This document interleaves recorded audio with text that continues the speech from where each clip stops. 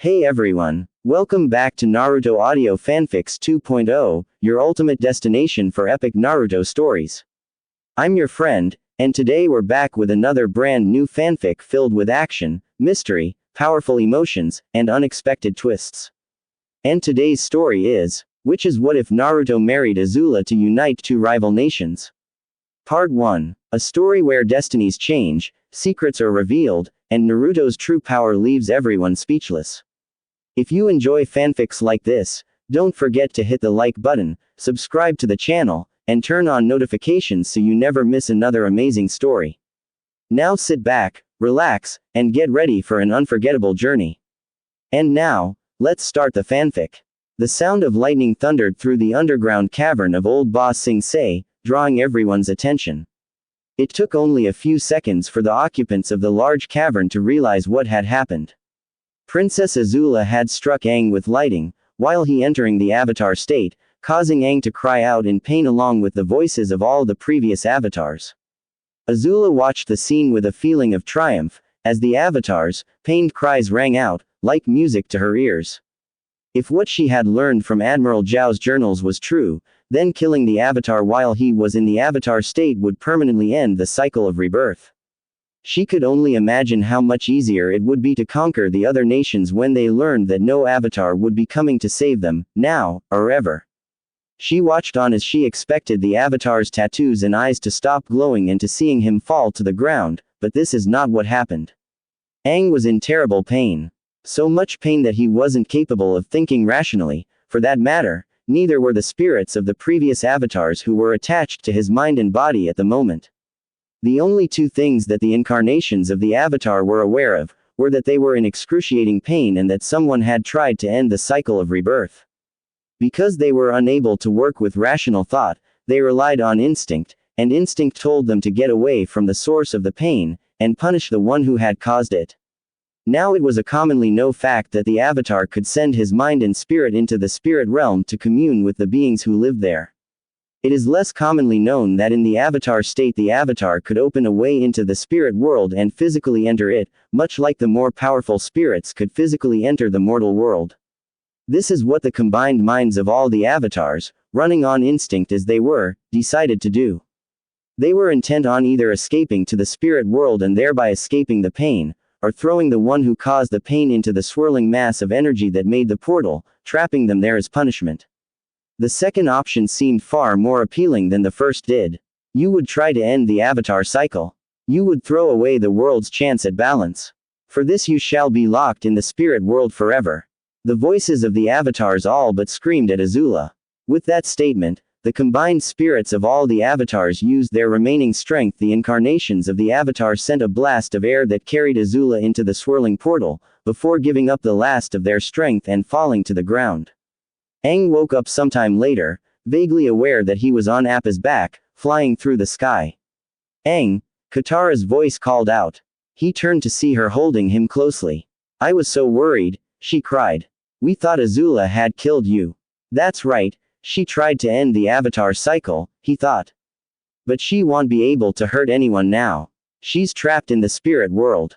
This was Aang's last thought before he drifted back into unconsciousness, feeling glad that at least Azula couldn't cause any more harm to the world. What Aang didn't realize was that in the pain-induced panic that had caused him and the spirits of the previous avatars to open the portal to the spirit world, they had opened it incorrectly. Even in the avatar state, opening a portal to the spirit world, so that one could enter it physically, took a lot of concentration, something that both Aang and all his previous incarnations had been lacking at the time. Running on their instincts, they had indeed opened a portal to another world, but it wasn't the spirit world. Shinji sat alone at the campfire he and his companions had made, and he was bored, so very bored. He had been left to guard the campsite while his companions went and scouted out the surrounding area. Shinji didn't even really understand why they had made their camp here. He knew he wasn't very smart, but it seemed to him that it was really stupid for a group of bandits to camp only a mile outside of Konohagakure. He knew the boss had said that ninja would never think to find bandits so close to their village, and that as long as they kept a low profile they could steal from the people who were traveling to Konoha. After all, anyone who could afford to hire shinobi had to be loaded with money.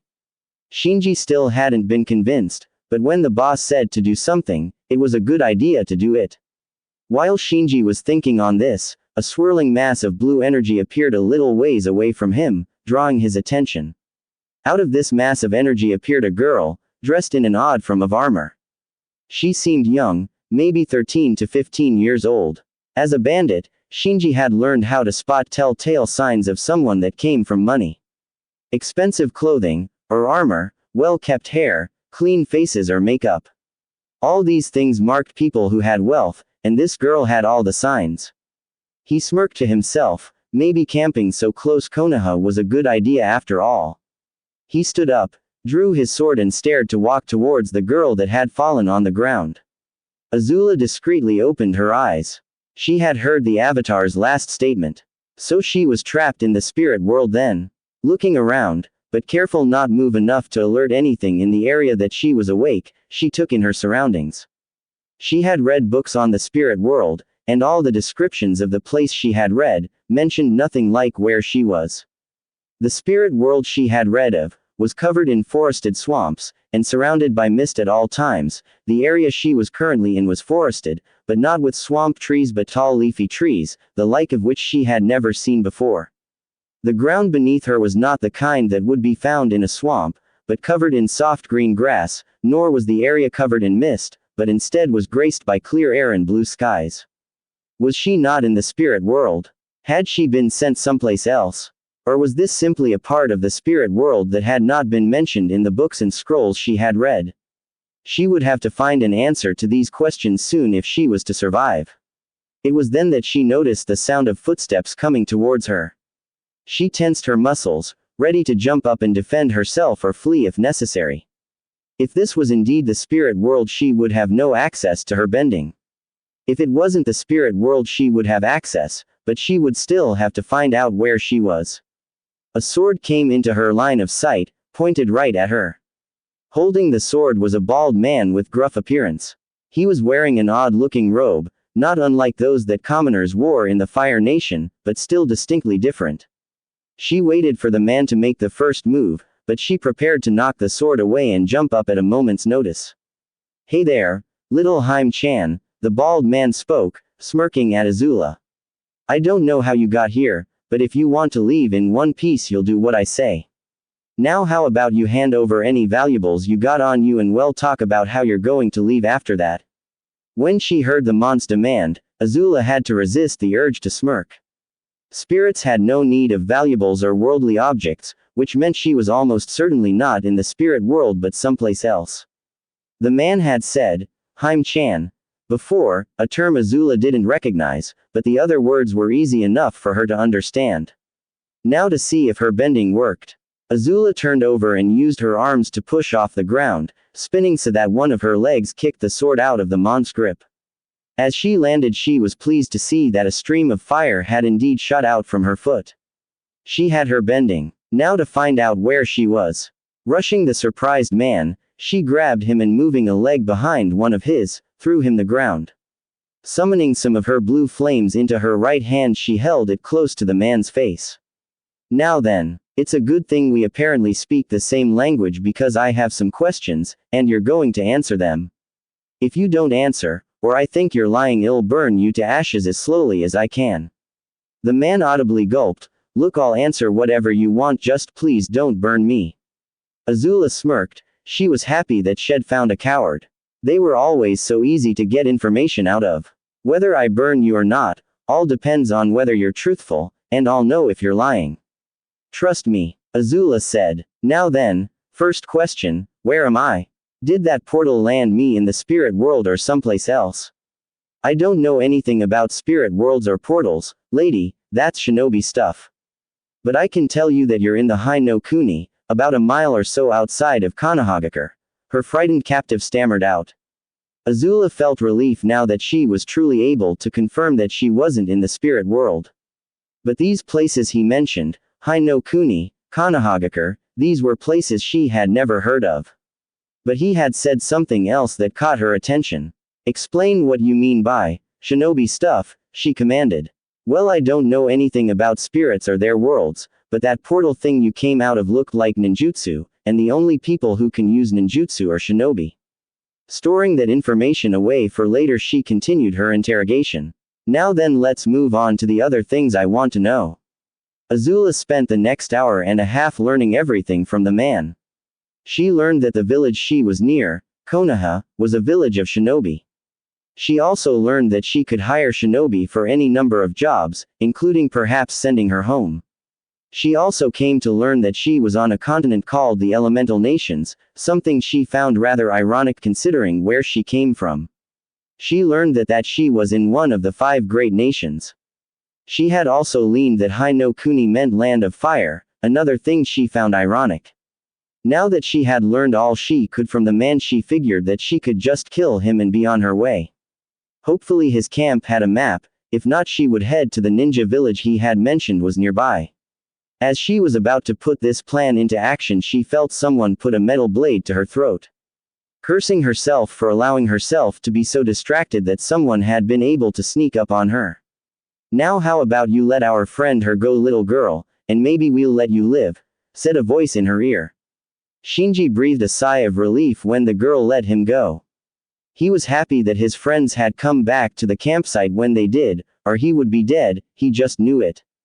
Uzumaki Naruto was having the time of his life. He was currently exploring the forests outside of Konoha, and he had to admit the forests were pretty awesome. Here he could play among the trees and underbrush and get away from the glares and whispers that followed him throughout Konoha. Normally the 10-year-old boy wouldn't have been allowed out of the village, but he had come up with a way to distract the 2 Chunin guards at the gate. He had set up a smoke bomb trap and set it off where the 2 guards sat. The guards, caught off guard by the attack, had been momentarily incapacitated, and Naruto took the chance to run past them. Once the 2 Chunin had recovered, they had incorrectly assumed that someone had used the distraction was set off so someone could sneak into the village rather than out of it. One of the Chunin had immediately gone to inform the Hokage of the incident. This in turn allowed Naruto to explore the forest for quite a while before he would be found and returned to the village. The blonde boy wasn't aware of just how far he had gotten from the village, but it seemed like he had been running and jumping around forever, and despite his endless energy he was a little tired. He decided it was almost time to head back to the village. Maybe he could play some pranks on the residents who were meaner to him than others. Also, if he went back now, Hokage Gigi might not notice that he was gone and he wouldn't get scolded by the old man. Turning around, Naruto was about to start walking towards the village when he heard a bunch of men laughing. Curious, he headed in the direction of the noise and came upon a clearing in the woods. There he saw a peculiar sight. 10 or so men surrounded a young dark-haired girl in strange-looking red and gold armor. The men were all holding swords and had the girl trapped on the ground and were talking amongst themselves and laughing at her situation. The girl herself looked furious, and if looks could kill, all the men would be rotting corpses by now. Now as Naruto saw all this, his mind processed the information in a way that made sense to the 10-year-old. These men were all armed and the girl was not. And although he couldn't hear what they were saying, they were acting like the bullies that picked on him at the academy. He also noticed that the girl was really pretty, and the men seemed to be rather on the ugly side. Adding all this together, Naruto's mind came to the conclusion that this situation was rather like the ones Hokage Gigi read to him occasionally. These stories always had a beautiful girl, usually a princess, trapped by ugly bad guys, and they would bully her until the hero came to save her, then she and the hero would get married and live happily together from then on. Naruto noticed that no hero was there to save her, which must mean that he was supposed to the hero. And if Naruto was the hero, he would have to save the girl. He didn't really know if he could beat 10 adult men, but he had to try. Even if he wasn't supposed to be a hero, he hated bullies. He drew upon his training he had received from the Ninja Academy, and thought back on his taijutsu lessons. He could surprise these men and get the advantage in the fight.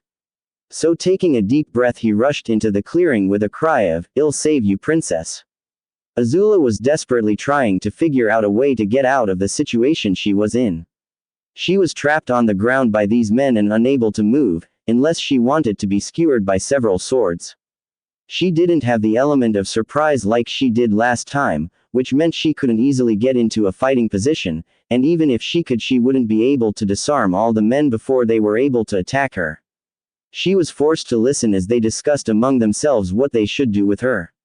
She was under no delusions that simply because she was 14 years old and they were adults that she would be spared the indignity that many women endured when captured. She knew she had to get out of this situation somehow, lest she forced by these common brutes to do something would eternally shame her. Just as she was beginning to think it was hopeless, and that there was no way out, she heard someone cry out, "I'll save you, princess." As she heard that exclamation, she saw all the men look towards the source of the yell, right as a yellow and black blur flew into one of the men holding her down. The man who had been hit was knocked to ground as a young boy in a black t-shirt and white shorts threw his foot into the man's stomach. As the boy landed on top of the downed man, he finished up with a stomp on the man's face, effectively knocking the man out. Everyone in the clearing stared at the boy, wondering what had just happened. Because they had no way of knowing that the boy was a shinobi in training, they were astounded that a child had been able to knock out a fully grown man. The boy turned to face the rest of the bandits and with a determined look that most would find cute, rather than intimidating, said, "Leave her alone or I'll beat you all up." This declaration broke the trance that bandits had been in, making them all laugh loudly at the boy. The leader of the group spoke up. "Oh, that's funny, brat. You may have knocked out that idiot Shinji, but you only managed to do that because you had the element of surprise. You don't have that anymore, and we're all armed, and you're not. Besides, it's 9 against 1. Tell you what, because I like your attitude, I'll let you go. So run home to your parents and we won't cut you into pieces." Quote. Once the leader had said this, he and the rest of the bandits broke out into another bout of laughter. Azula, however, noticed that they were all too distracted by the boy's presence and little declaration to hold her down with the threat of their weapons now. Never being one to miss an opportunity, Azula sprang up and blasted the closest man with her blue flames, burning him from his upper body to his face. The man's cry of pain brought the attention of the other bandits to her, but by the time they began to react, she was already sending another fireball into the faces of 2 more bandits, via her fists. Forgetting about the boy, the 6 bandits that were left standing advanced on Azula. She noticed they were being extremely cautious in their advance, that showed that had learned to fear her abilities already. Good. Enemies that were fearful often were easy to manipulate into making mistakes. Sending a fire-imbued kick to a man on her left, making him yelp in fear and jump back to avoid the attack, Azula dropped to the ground and swept leg around to send flames at the feet of 3 more attackers on her right. As the sweeping flames hit their feet and legs, they screamed and fell to the ground, as Azula rose back up to a standing position and threw a fireball at the man on her right, that had dodged her previous attack. This time the man was unable to avoid the blue fire as it hit him square in the chest, setting his clothes ablaze. The man screamed out in fear and pain and fell to the ground and started to roll around trying to extinguish the blue fire that had covered his body. Azula jumped backwards in order to dodge a sword strike by one of the men who had yet to be burned. The man, surprised that his strike had missed, leaned too far into his attack, throwing him off balance. Azula took advantage of this and sent kick into his back, sending the man to the ground.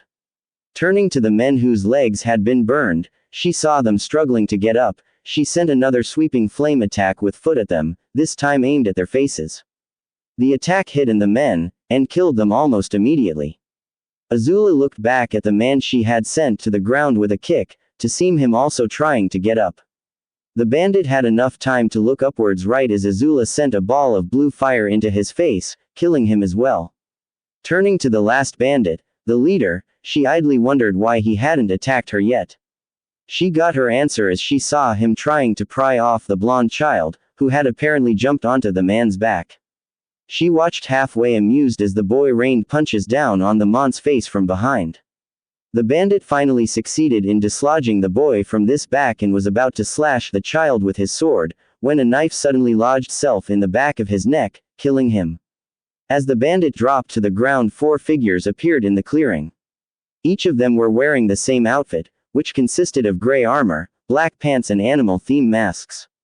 There was something about this group of people that sent Azula on edge. She could tell they were dangerous, very much so. She got the distinct impression that if she made a wrong move they could kill her easily. One of the masked individuals stepped forward, a woman if the body figure and long purple hair were anything to go by. The woman spoke in a voice that was only slightly muted by the mask.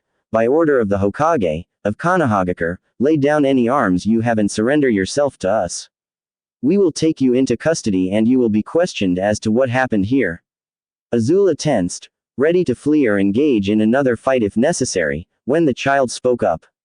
Ah, Anbu-san, please don't treat her like that. She helped me. She was being attacked by these bullies and I wanted to help her so I attacked the bad men. But they were too strong for me, but she saved me. The masked woman looked at the boy. I see. Nevertheless Uzumaki-san, we shall have to take her with us. Even if we don't take her into custody, Hokage-sama will want to speak to her. Azula narrowed her eyes in thought. She had learned from her little interrogation session with the bandit earlier, that the Hokage was the man who ruled Konoha, the shinobi village. She also had learned that if anyone was able to get her back to her home, it would be a shinobi. Perhaps she could turn this to her advantage and negotiate a way to get home with this Hokage. Speaking up she said, I will offer no resistance, and will go with you willingly to meet the Hokage, as long as I am not harmed. I am not your enemy. The masked woman nodded and said, very well. We will escort you and Uzumaki-san back to the Hokage. Turning to one of the other masked individuals she said, check the others for survivors. If there are any, bring them to Ibiki.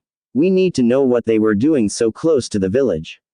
The masked man nodded and began looking over the bodies, before picking up the one that the golden-haired child had knocked unconscious. The woman turned back to Azula, I will warn you now, try anything funny, and it will be the last thing you ever do. The tone of voice the woman spoke in left no room for doubt in Azula's mind that they would make good on that threat. Don't worry, she replied, I'll be on my best behavior, I promise. Good. Now if you and Uzumaki-san will follow us please. She waited for the boy and Azula to get closer to her, before she signaled her two teammates who had their hands free of captives to surround Azula and the boy. Once they had done so they headed off into the forest. The group had led them to a high-walled settlement, Konohagakure, Azula assumed. They were led through a rather large wooden gate and down a street full of foot traffic and shops. Azula didn't have much time to observe what the shops were selling or take in any of the sights, as their escort ushered them towards a tower in the center of the village. Once they had reached the tower, they were led inside and up a flight of stairs, to a large set of doors. The masked woman opened up the doors and let their charges inside. Inside the office was a large desk and behind it sat an aged man, wearing red and white robes. He also wore a odd-shaped hat, that was completely red, save for the white cloth that hung down in the back and a small white triangle in the front. In the white space was a form of writing that Azula was unfamiliar with. She also noticed that he had a pipe in his mouth. Hokage-sama, I have brought Uzumaki-san as requested, also this woman was with him, spoke the masked woman. I see. Thank you Neko-san, the old man said. Before anything else could be said, however, the young boy rushed up to the old man and began excitedly jumping around. Hokage Gigi, guess what? I was exploring in the woods and I came across this girl in the woods. She being bullied by some bad men, and she was really pretty, so I knew she had to be a princess like in the stories you tell me, so I rushed in to save her. At this point the boy looked a little sheepish, I was only able to knock one of them out though. The others were going to gang up on me, but then the princess saved me, like I save her. She started doing all these cool taijutsu moves and she shot blue fire out of her fists and feet. The boy exclaimed. She was like whoosh and boom and wham. He had started trying to imitate her bending moves, making liberal use of childish sound effects when there was supposed to be fire involved. The Hokage chuckled. I see Naruto, I see. Why don't you go wait outside my office with Neko-san here while I talk to the princess? The boy, now named Naruto Azula knew, nodded and happily trotted out the office doors with the masked woman before the doors were shut. Once the doors were shut and the two were alone, the old man's face lost its happy expression and was replaced by a serious, calculating look. Azula had to resist the urge to gasp. Here was a man who was dangerous, Here was someone who had experience in battle and politics and gave off an air of power unlike anyone she had ever met, her father and the Avatar included. This was someone who could and would kill her without a second thought if he deemed it necessary. Now then, girl, you're going to tell me what your name is, where you come from and why you were so close to our village. Azula gulped. She would have to be careful. She got the impression that it would be a very bad idea to lie to this man. However, perhaps telling him the truth would also be a bad idea, as it seemed rather unbelievable. So if the truth and lying were both out, a half-truth might work. Azula, and I was traveling in the area to visit this village actually. On my way here I was ambushed by a group of bandits, when the boy jumped in and saved me by distracting them. As for where I came from, let's just say it's a faraway land. Barely had Azula finished her sentence when she felt an enormous pressure hit her. It felt like she was being threatened by a god or a demon. The pressure itself made her want to throw up and kill herself just to rid of the horrible feeling. But just as suddenly as the feeling appeared, it was gone, still leaving her gasping for air, as she had momentarily forgotten how to breathe. The Hokage spoke in tone that was filled with danger. You must not have much experience with shinobi, girl. There is an old saying, the only people who can keep secrets in Shinobi Village are the shinobi that live there. This saying has a surprising amount of truth. You gave me, at best, a half-truth just now. Do so again and I will have you tortured for the answers I want. What you just felt was my killing intent. It easily incapacitated you, so don't think that I would be incapable of capturing you and taking you to the torture and interrogation department. Now let's try this again. What is your name, where do you come from and why were you so close to our village? Faced the prospect of torture, and the overwhelming power of the man before her, she had no choice but to tell the truth. I suspect you won't believe me, but I'll tell you. It all began when I was fighting an enemy of my country. A man called the Avatar. So she began the tale of the events that had happened recently. By the end of her story she expected the old shinobi leader to have sent off to be tortured for telling such an unbelievable tale. But the old man stood up and walked over to the window in the room. Looking out of the village he said, "You're right, normally I would never believe such preposterous story, were it not for two things. First is that you already saw I'm more than capable of capturing you and telling if you are lying or not. The second reason why I believe you is that, fortunately for you, this is not the first time this has happened." Azula's eyes widened. This had happened before. How? When? As if sensing her thoughts, the Hokage spoke again. About 300 years ago, before this village was formed, one of our founding clans encountered a young man who appeared in our world much like you did. I don't know the details of how he got here, but I know that his name was Ling. I believe the records say he was from someplace called the Fire Nation. Azula couldn't believe her ears. Ling, Fire Nation? That was too much to be a coincidence. One of the greatest mysteries of the Fire Nation was the disappearance of Crown Prince Ling some centuries back. He had vanished, seemingly into thin air, one day and had never been found. It was common for young archaeologists, or budding historians, to go in search the lost prince's body or tomb. It was also just as common for con men to say that they had found evidence of his whereabouts. If Ling had indeed landed in this world like she had, it would explain why no one was able to find him, despite all the efforts of the royal family at the time. It also meant that either he had not looked for, or never found a way to get back to their world. Once again the old man seemed to sense her thoughts and spoke. You said that you were hoping to come to us to find a way back to your world. Well, I'm sorry to say that, currently at least, we have no jutsu that could send you back to your world. Now, that doesn't mean we won't be able to create one in the near future, especially if I make it a priority to do so. However, there would be the matter of payment to contend with, seeing as you have no money in our currency, let alone enough to pay for such high-ranking job. I'm the princess of the Fire Nation. Once I get home I could pay you then, and establish a trade route between our two worlds and thereby making an exchange rate then. Azula suggested. The idea sounded far-fetched even to her, but she was desperate to get home. She had a war to win and a throne to gain. That would not be possible. Even if we sent you home, we have no guarantee that you would keep your word. For all I know, you could simply cut the connection between our worlds somehow and we would be left without compensation for all of our work. This is a warrior village, right? That's what you shinobi normally do, right? Fight wars for people and your country's lord. I'm a skilled fighter, I could fight for you and go on missions as compensation.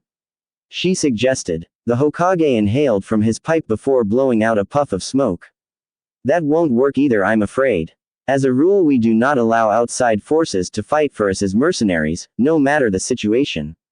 We have allied ninja villages to help us in battle, but mercenaries have no guarantee of loyalty to our village, and they take missions away from our own shinobi that need the pay and experience. Azula felt her frustration growing. Then what if I seek help from another of the villages? At this question the Hokage smirked around his pipe, making Azula frown. I'm sorry, but without any money, and no way of gaining enough quickly or effectively, the other villages wouldn't even give you a second thought. Moreover, they wouldn't believe your story like I do, as they do not have access to the clan records of the events of 300 years ago. For that matter, they're far less trusting than Konohagakure, and wouldn't hesitate to kill or lock you away for telling what they would believe to be a lie. So I'm afraid that we are your only option. Azula felt her frown deepen. This man wanted something, she was sure of it. He had purposely let her expend all her options for payment, before making it clear that only he and his village could or would help her. Very well, Lord Hokage, what do you want from me then? What can I offer you in return for your help? She all but spat out. The Hokage chuckled. Direct Very well, I'll be direct then as well. I mentioned before that a man came from your world. The clan that found him was the Senju clan, one of our founding clans. Normally clans are allowed to keep records and histories and techniques to themselves, save for those that would prove dangerous to the village as a whole. In this case, however, our first leader, the Shadaime Hokage Hashirama Senju, felt it important that all the Hokage that came after him would have access to this particular record in case it ever happened again. He also felt it important, because it also pertained to one of our closest allies at the time. He stated. He paused to look at Azula, seeing her take in the information and wait to see what it had to do with her situation. Seeing her remain silent, he continued on. You see, when Ling was discovered by the Senju, he was taken in by them and lived among them. He eventually married a member of the clan, and he and his family formed their own clan, known as the Uzumaki. That was over 3 centuries ago, long before the founding of our village. The Uzumaki clan became famous for their power over Fuinjutsu, the art of sealing.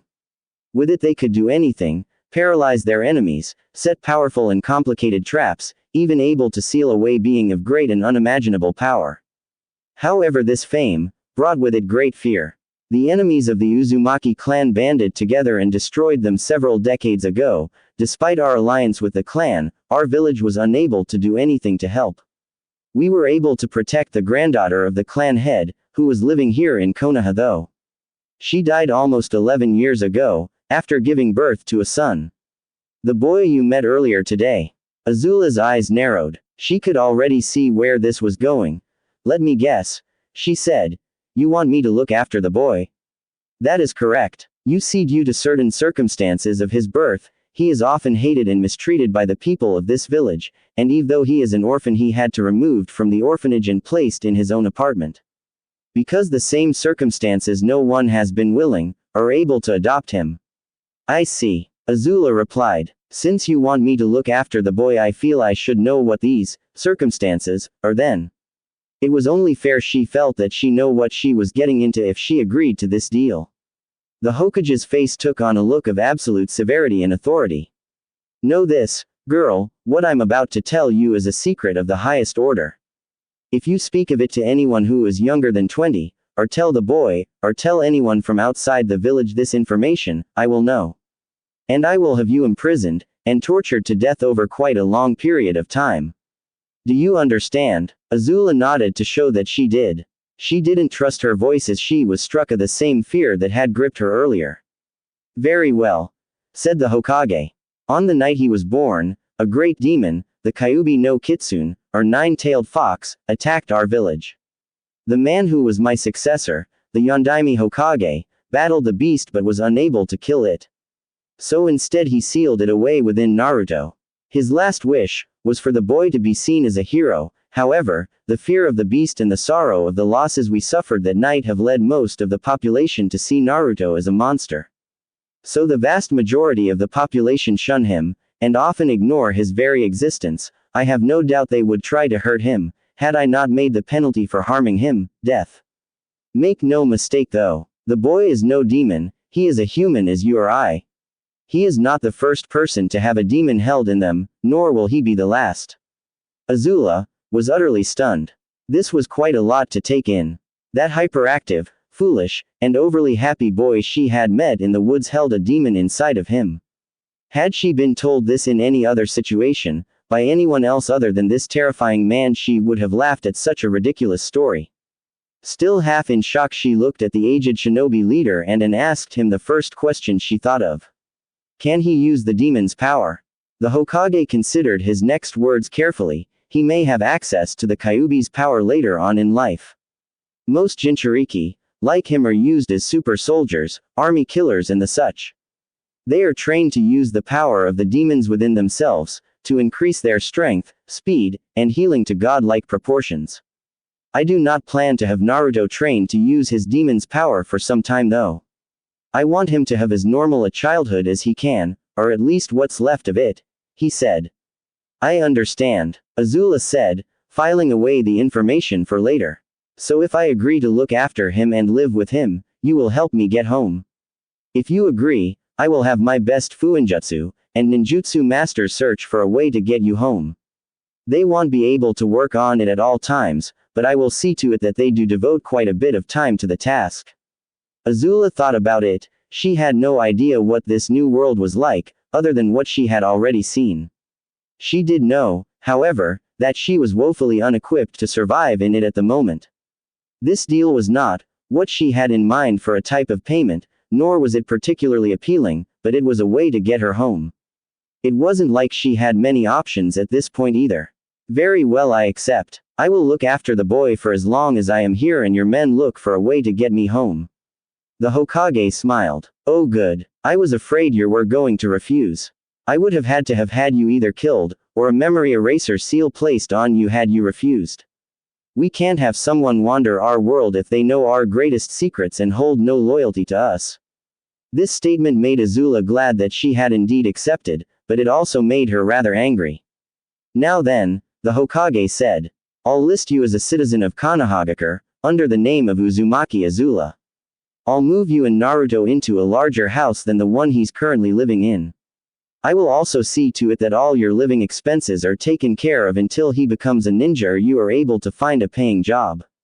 You're a bit young, but I recommend that you join the police force. It's made up of shinobi and civilians, and as of recent years they are in desperate need of manpower. That combined with a recommendation from me, and I have no doubt that they would accept you. Turning to look at one of the corners of the room, the Hokage said, Kuma-san, would you be so kind as to have Neko-san and Naruto-kun come in? The previously empty corner shimmered for a moment before revealing a man in a hooded black cloak and wearing a bear mask. The man walked over to the door and called the two people in. He then returned to the corner he had been standing in and made a few signs with his hands, and vanished once more. As Naruto and the masked woman called Neko entered the room, Naruto called out. Well, Hokage Gigi, what do you think of Hime Onisan?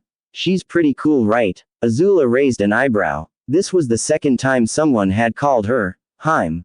First it was the bandit she had met after being thrown into this world, and now this boy. The Hokage chuckled at the boy's enthusiasm.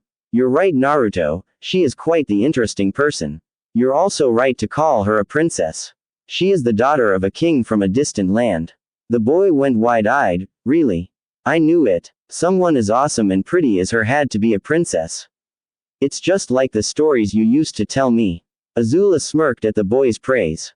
She thought it odd that there were some people in her own land that didn't recognize her as the heir to the throne, unless she told them or she was surrounded by her attendants, yet this boy from another world thought it obvious that she was royalty. Perhaps it was the royal ancestry, however distant, that flowed through his own veins that called to him and alerted him to her station. It also explained the boy's talent for fighting, that he had momentarily displayed in the forest when he knocked out one of the bandits. It was only fitting that a descendant of the lost prince inherit the innate skill that all the royal family seemed to possess. Even her older brother Zuko, for all his failings, possessed some natural fighting talent. Azula was brought away from her thoughts as the Hokage spoke again.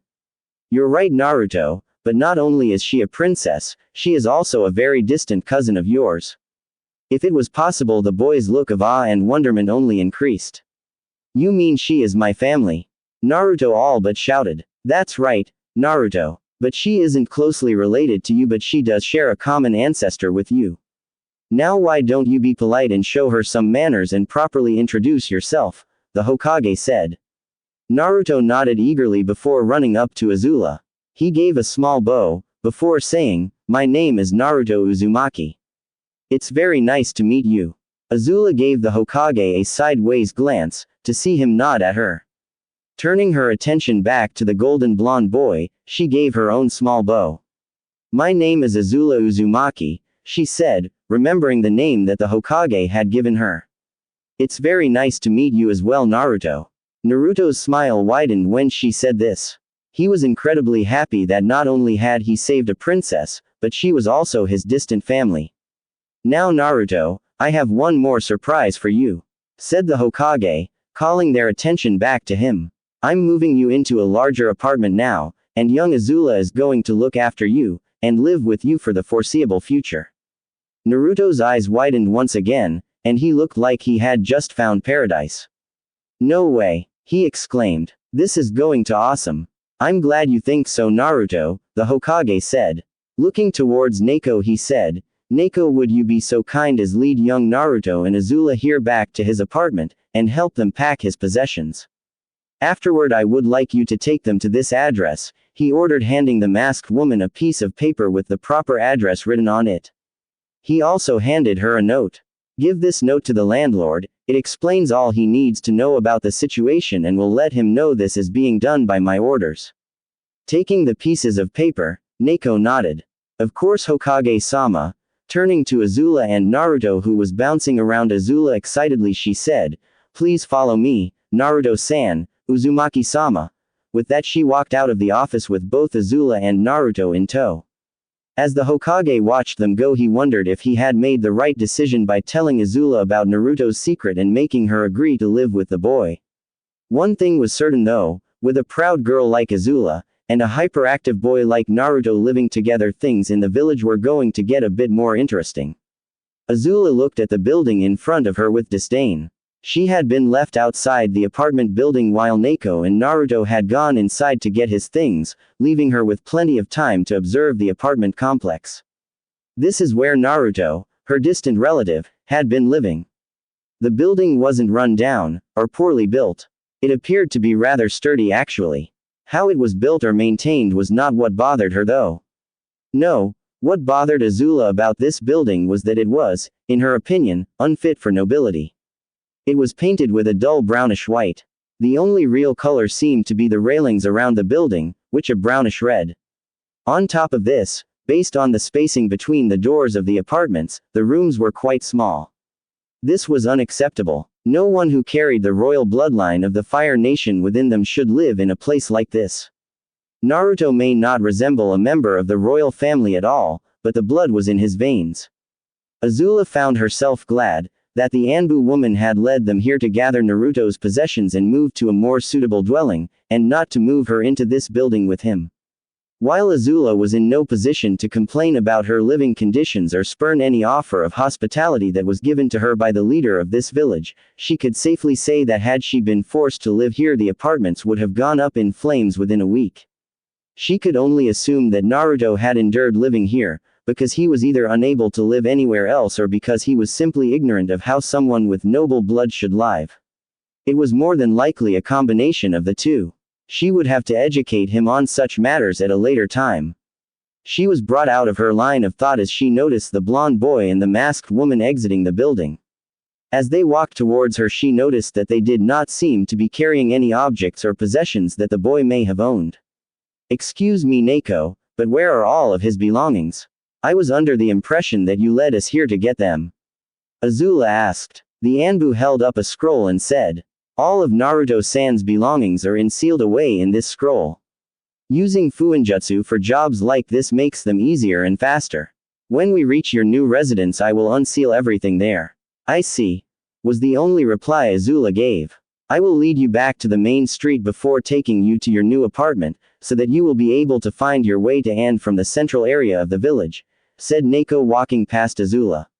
Once they were back on the main street of Konoha, Azula started making note of all the distinguishing landmarks between the central area, where most of the stores were, to their destination. It helped that Hokage Tower was almost always visible, so if she ever got lost she could go there and retrace her steps. When they reached their new apartment complex, Azula decided it was infinitely better than the previous one. It looked much more impressive. Structurally, its apartments appeared to be at least twice as big, and it even had some actual color to it. While the light green paint that covered the building would not have been Azula's first choice, it was a definite improvement.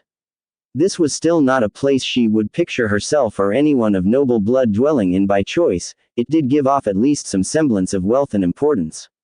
I must say this place is a vast improvement over the last building complex we visited, Azula said, giving voice to her thoughts. Neko nodded. That is because Naruto-san's last apartment was meant for civilians. This was built more recently and was made to house shinobi and their families.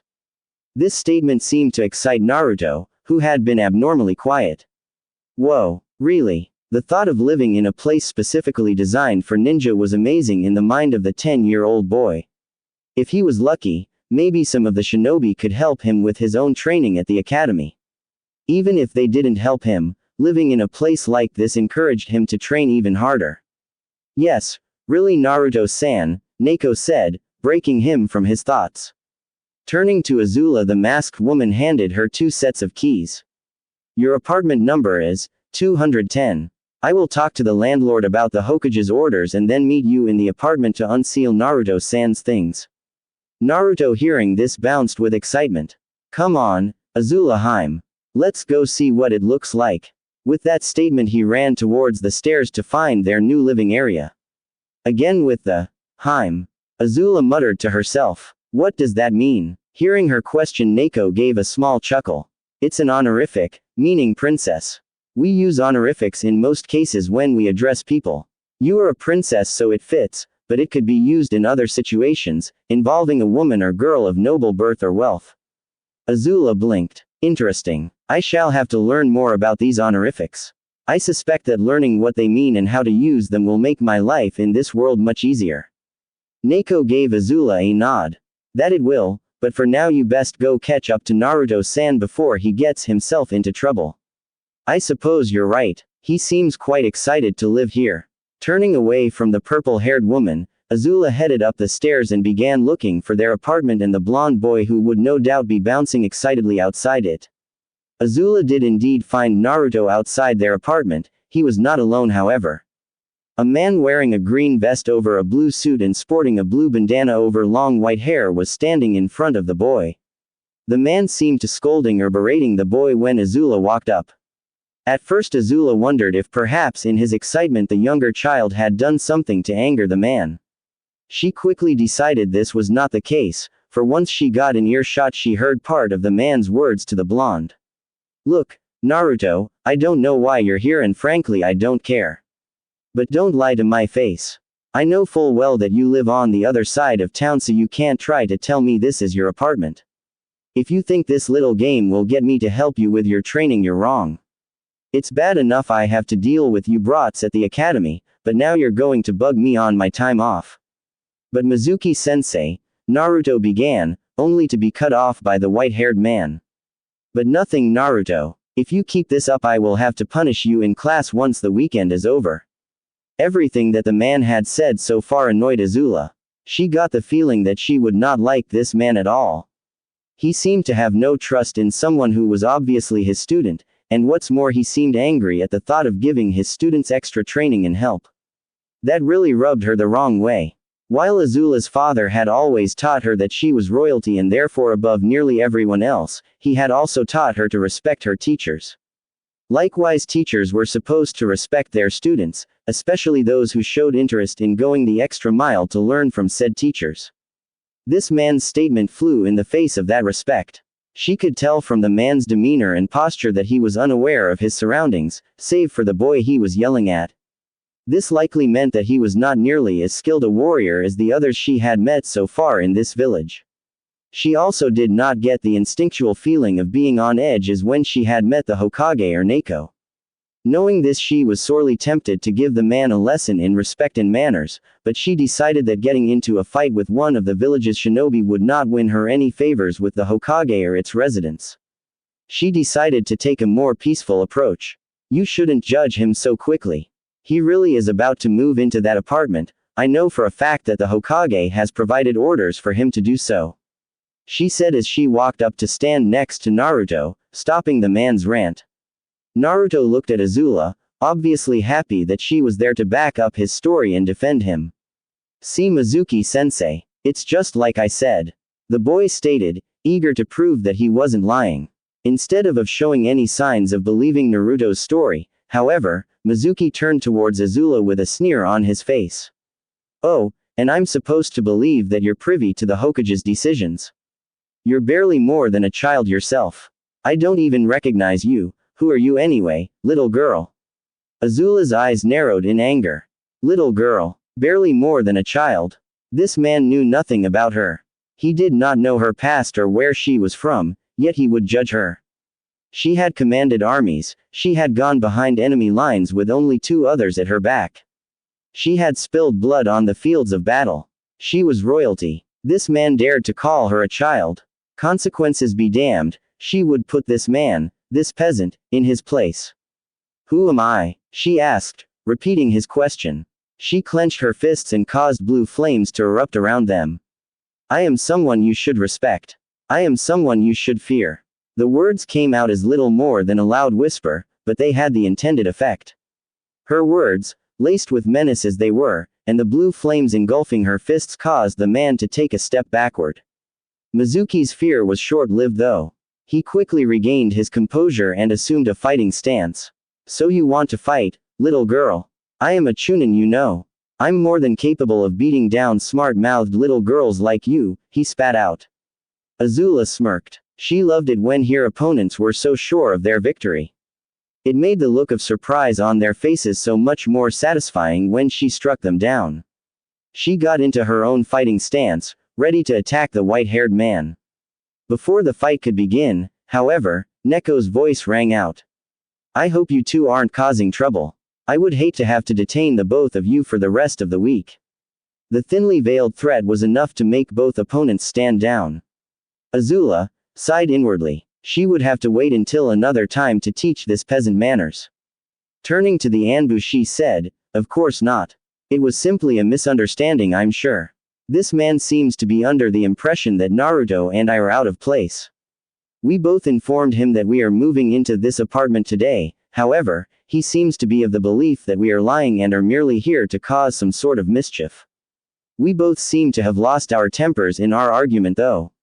I apologize for that, it was the truth. Well, everything except for the apology. Azula had yet to truly apologize for anything in her life, but she was fantastic as faking them. I see, replied Neko. Looking over at Mizuki, she said, allow me to clear up any misunderstandings, Mizuki-san. These two have been granted the use of this apartment by the Hokage, and are to live together from now on. I was ordered to bring them here and help them move in. Does this help resolve the situation? Mizuki looked back at the female Anbu with barely hidden frustration. It does. Thank you, Neko-san. I hope you will understand that I meant no offense. I was simply acting on what I thought to be true at the time. Please forgive me for losing my temper and nearly causing an incident. I will note your concerns, Mizuki-san. Please do make sure something like this doesn't happen again. As is a chunin of our village, you have an image to uphold. Of course, Neko-san. It won't happen again. Now if you will excuse me, I have errands I must run. He replied, before walking past the small group and out of sight. Naruto inwardly breathed a sigh of relief. Truth be told, he had no idea how to handle the situation. He had been happy to have Azula defend him, and tell Mizuki he was telling the truth, but he didn't mean to start a fight. He had seen Azula fight off those bandits in the woods, and he really didn't want to see her get in a fight with one of his teachers. He had no desire to be the cause of a fight like that, especially if it got his new roommate in trouble. Still, he had to admit that Azula had looked pretty cool when she was facing down Mizuki. Come on you two, let's get your things unpacked. Once we do so I'll be on my way. Neko said, breaking Naruto out of his thoughts. Once they opened the door the apartment they looked around a bit before unsealing Naruto's belongings.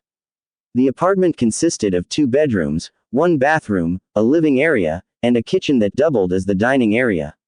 When they unsealed Naruto's things, Azula was surprised to see that he considerably less material objects than she imagined. Being a princess, she had owned quite a few belongings. She didn't have as much as one might think a princess would have, as she valued fighting prowess and power over material objects, but it was still far more than what Naruto owned. Out of the ceiling scroll Neko had pulled a few pieces of furniture and a box of dried food of some sort as well as pots and pans. All in all they now had a table and 2 chairs, 1 small dresser full of Naruto's clothing, and 1 bed. Azula had hoped that they would have 2 beds to start with, as only having 1 meant that they would likely have to share a bed until a second one could be purchased. This was a fact that the purple-haired Anbu was quick to point out. While Azula was not appalled by the idea of sharing a bed with the younger boy, she wasn't for it either. She wasn't embarrassed about sharing a bed with a boy like some girls her age might have been, as she knew it was out of necessity. It also helped that the boy in question was too young, at the moment, to have thoughts about what could be done with a girl in bed. That being said, Azula was used to having her own bed. She enjoyed having her own bed. It was one of the few places where she could relax and not have to keep up her image of the all-powerful daughter of the Fire Lord. She was glad that his bed was easily large enough for the 2 of them to share comfortably. However, if Naruto hit a growth spurt anytime soon that might change. Once they had finished moving all the furniture to its designated spot, the 3 people took a moment to observe their work. It was during this moment that Naruto's stomach decided to make its demand for sustenance known in the form of a large growl. As the other 2 occupants of the room looked over at the boy, he rubbed the back of his head and had the good grace to look embarrassed. Haha, sorry about that. I guess I got kind of hungry, he said before walking over to the box of dried food. Picking up one of the packages he said, well, I guess it's time for some ramen. Azula looked at the package in his hands and asked, ramen? I'm assuming that is the dried food you have in your hand. When Naruto heard this question he dropped the package back into the box and slowly turned around to face Azula. His face was a mix of horror and disbelief. You mean to tell me you have never heard of ramen? When Azula shook her head to confirm that she had indeed never heard of it, Naruto visibly took in a deep breath. Turning to the Anbu in the room he asked, Neko-san, is everything that we have to do here finished? Looking at the woman responded in a quizzical voice. Almost. I wanted to inform you both that as this apartment complex was built for shinobi and their families, there is a small area behind the building where you 2 may train and practice low-level techniques. If you wish to practice more destructive techniques or you plan to do intense training, the landlord asks that you use the training ground down the street. Other than passing on that message, I was told to inform you that the Hokage will have your first stipend of money by tomorrow, and that you should pick it up sometime then. Naruto nodded in a somewhat serious manner. Good. In that case I must take Azula home to Ichiraku's as quickly as possible. You are welcome to join us, of course, Neko-san. Slightly put off balance by the intense expression and serious tone that 10-year-old was using, Neko waved her hands in a defensive gesture. Thank you, Naruto-san, but I'm afraid that I must report back, Hokage-sama.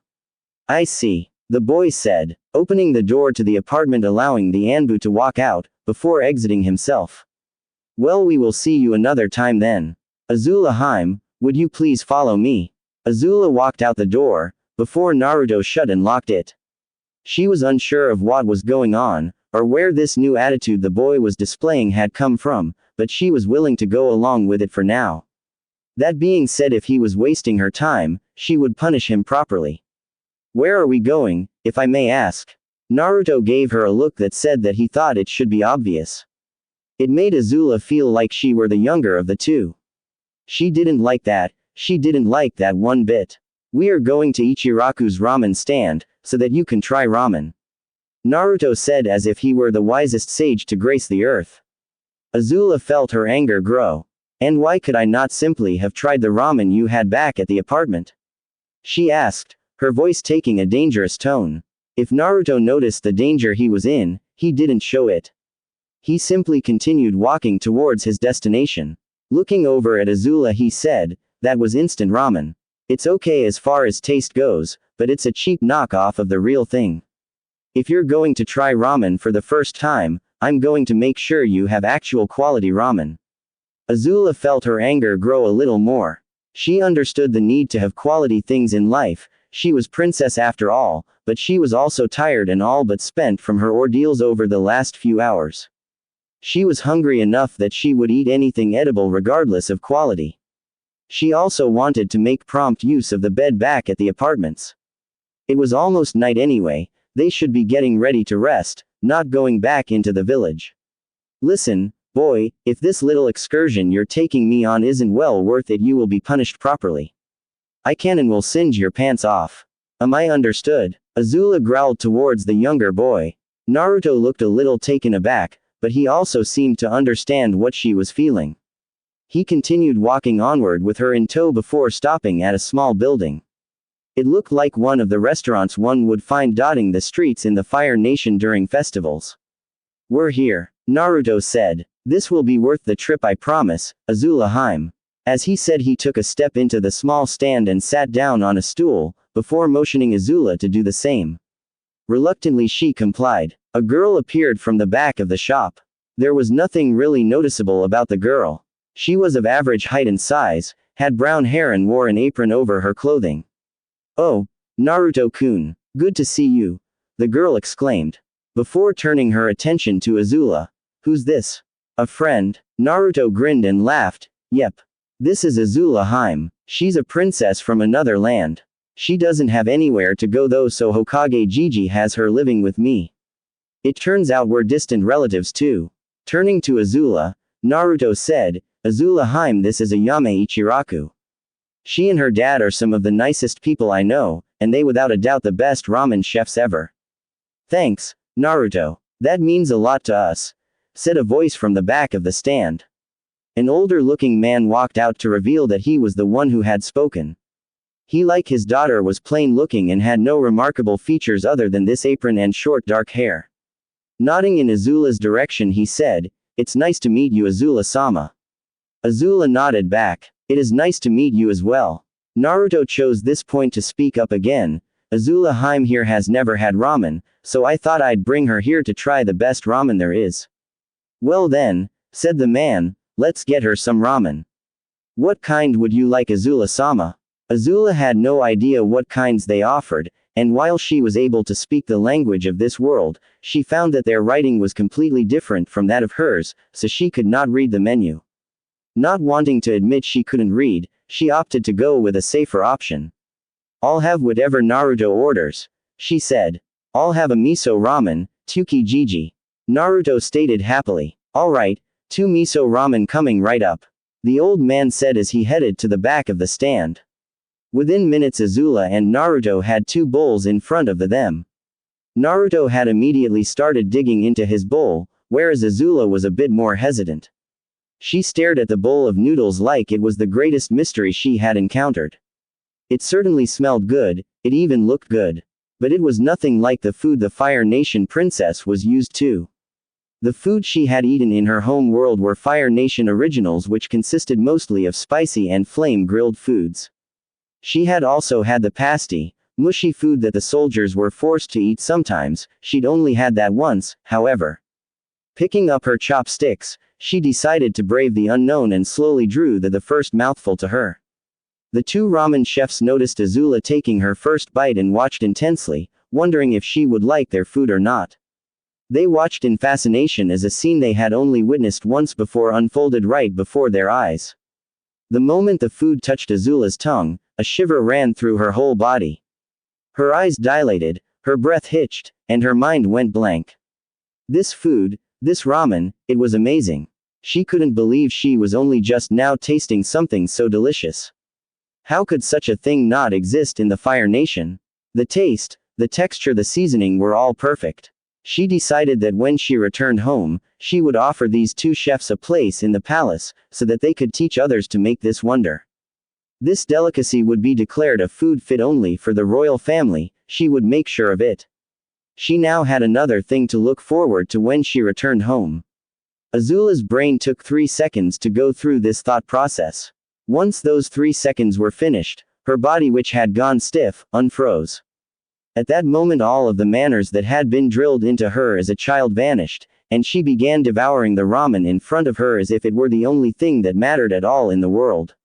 Half an hour later both Azula and Naruto sat contented with several empty bowls in front of them.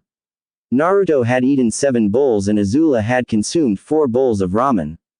Behind the counter of the ramen stand stood a giggling Ayame, and a grinning Tyuki. The old ramen chef sensed that there would be a large increase in his profits soon with Azula around. The sun had completely set by the time that Naruto and Azula left the ramen stand. Azula's earlier anger, at being dragged out of the apartment by the boy, had vanished completely. She had to admit that the boy was right, eating the ramen at the stand had been well worth the trip. As they walked back down the streets, to their apartment, Azula took notice of how different the streets of Konoha looked at night. During the day the sunlight had made everything seem bright and cheerful, now that night had set in the streets seemed cold and lonely.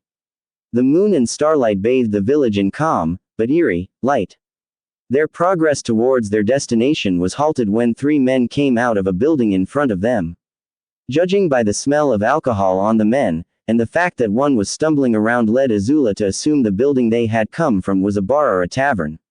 As Azula and Naruto started to walk past the 3 men, the man who had been stumbling called out, "Hey look, it's the demon brat." This statement made Naruto tense up, and stopped Azula in her tracks.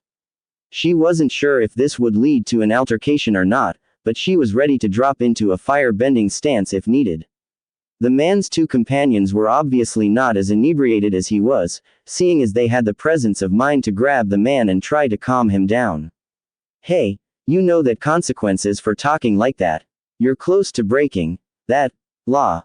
Look, you're drunk. So are we. Let's just get home before we get into any trouble," one of the men said, trying to guide the man away from Naruto and Azula.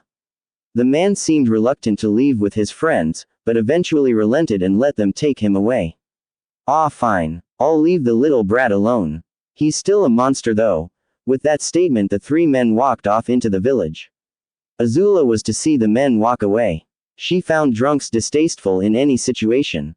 This particular incident could have become volatile quickly though.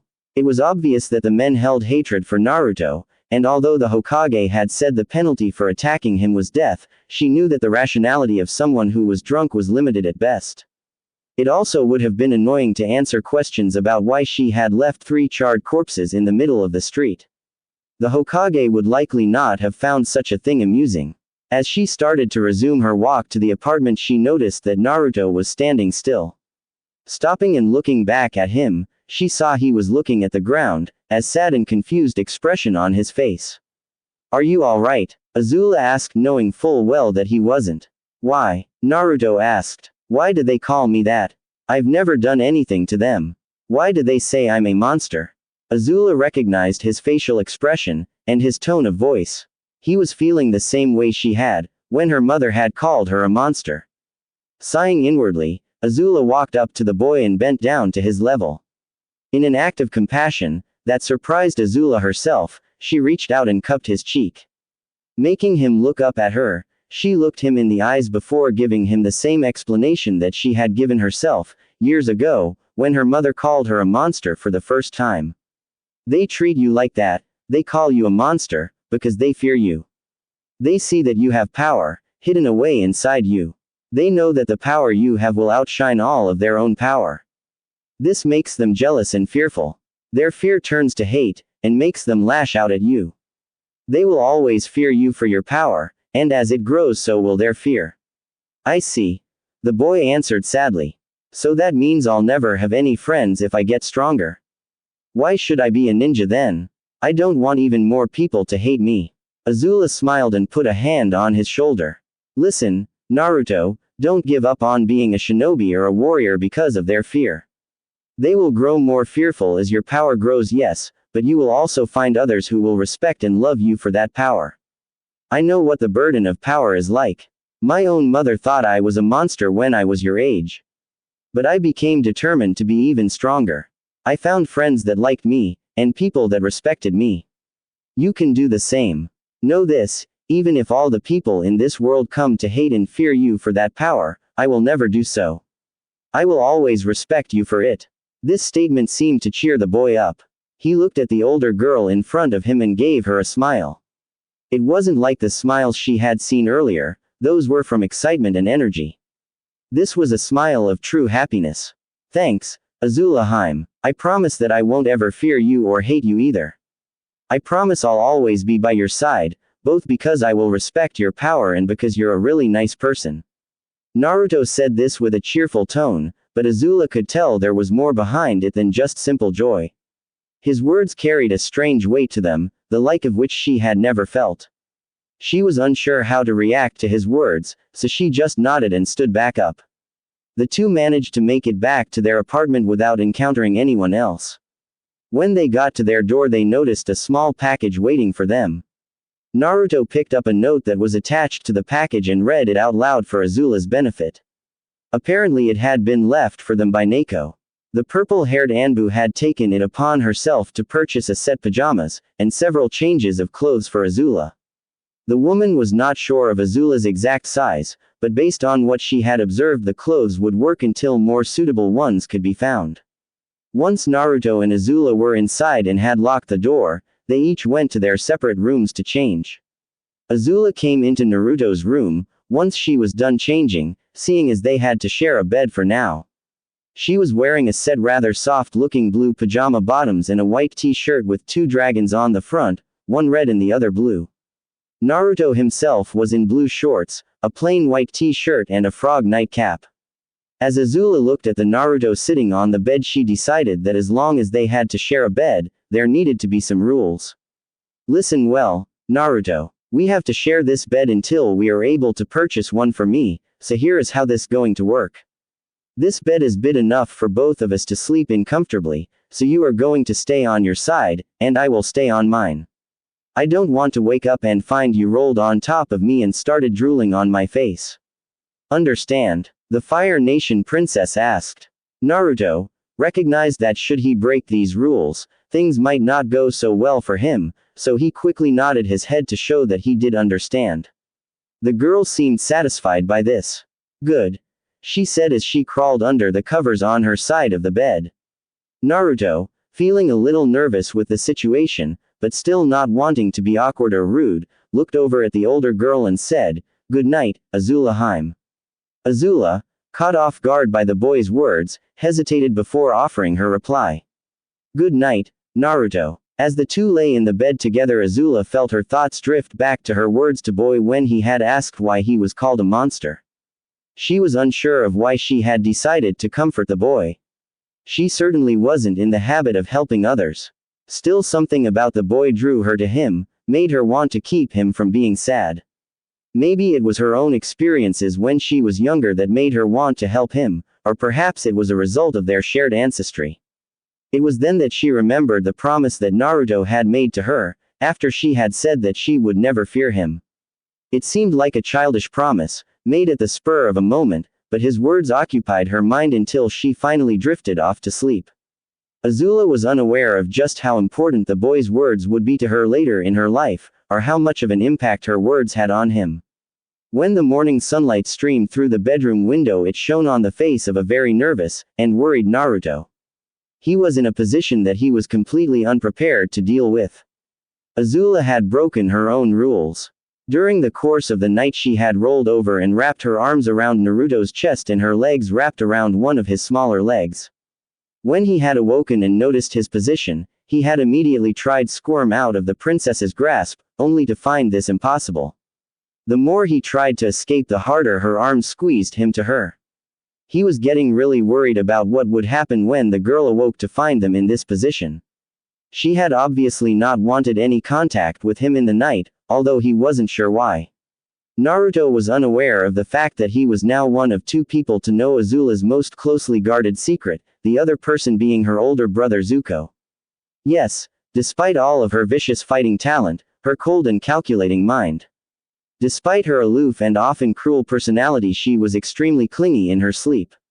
Yes, Azula, mighty and feared princess of the Fire Nation, was a massive cuddler. She had often had stuffed animals to sleep next to when she was younger, and the habit of snuggling into whatever was close to her at night had not disappeared with age. It was one of the reasons for the rules she had given Naruto the previous night. She had thought if they stayed on separate sides of the bed, she wouldn't grab the boy in her sleep. She underestimated her own abilities to seek out warm and comforting objects in her sleep, however, and now Naruto was stuck in quite the awkward position. Naruto's fears were realized as the girl who had him trapped gave a small groan and opened her eyes. Seeing her face so close to the blonde's head made her blink in surprise a few times. Her expression of surprise quickly turned embarrassment and then rage, however, as she sat up. Naruto, now free from the girl's death grip, scooted away from her, and quickly tried to defend himself. Azula, I swear I didn't break the rules. I stayed on my side of the bed and didn't move at all, I promise. Azula closed her eyes, and took a deep breath before speaking. I believe you, Naruto. Naruto sighed in relief. Oh good. I was really scared you were going to punish me for a minute. He said, chuckling. Azula opened her eyes before looking down at him in a positively menacing way. Oh, you're still going to be punished. But why? He stammered out. You just said you believed me. Chuckling evilly, Azula ignited a small blue fire around two of her fingers. I do believe you, Naruto. But you know my secret now. I can't let you get away with that. Now hold still and your punishment will be over soon. Naruto barely managed to dodge the tiny stream of blue fire that was shot his way. Ah, no way am I holding still for you. You're crazy, Azula. With that he ran out of the room, Azula hot on his heels. The chase had lasted about half an hour before the two had finally calmed down enough to go to the kitchen and make breakfast, which consisted of ramen, because that's all they had at the moment. Naruto was still grumbling about his frog cap getting burned by the flame-wielding princess. She hadn't ever actually burned the boy, but she did make his clothes end up with quite a few singe marks. Don't you have to attend that shinobi academy today? Azula's broke Naruto from his inner grumblings about his singed clothes. He looked up to see her staring quizzically at him from across the table. No, we have the weekends off from class. I'll have to go tomorrow though. He replied. I see. What do you study there exactly? She asked. Oh, lots of stuff.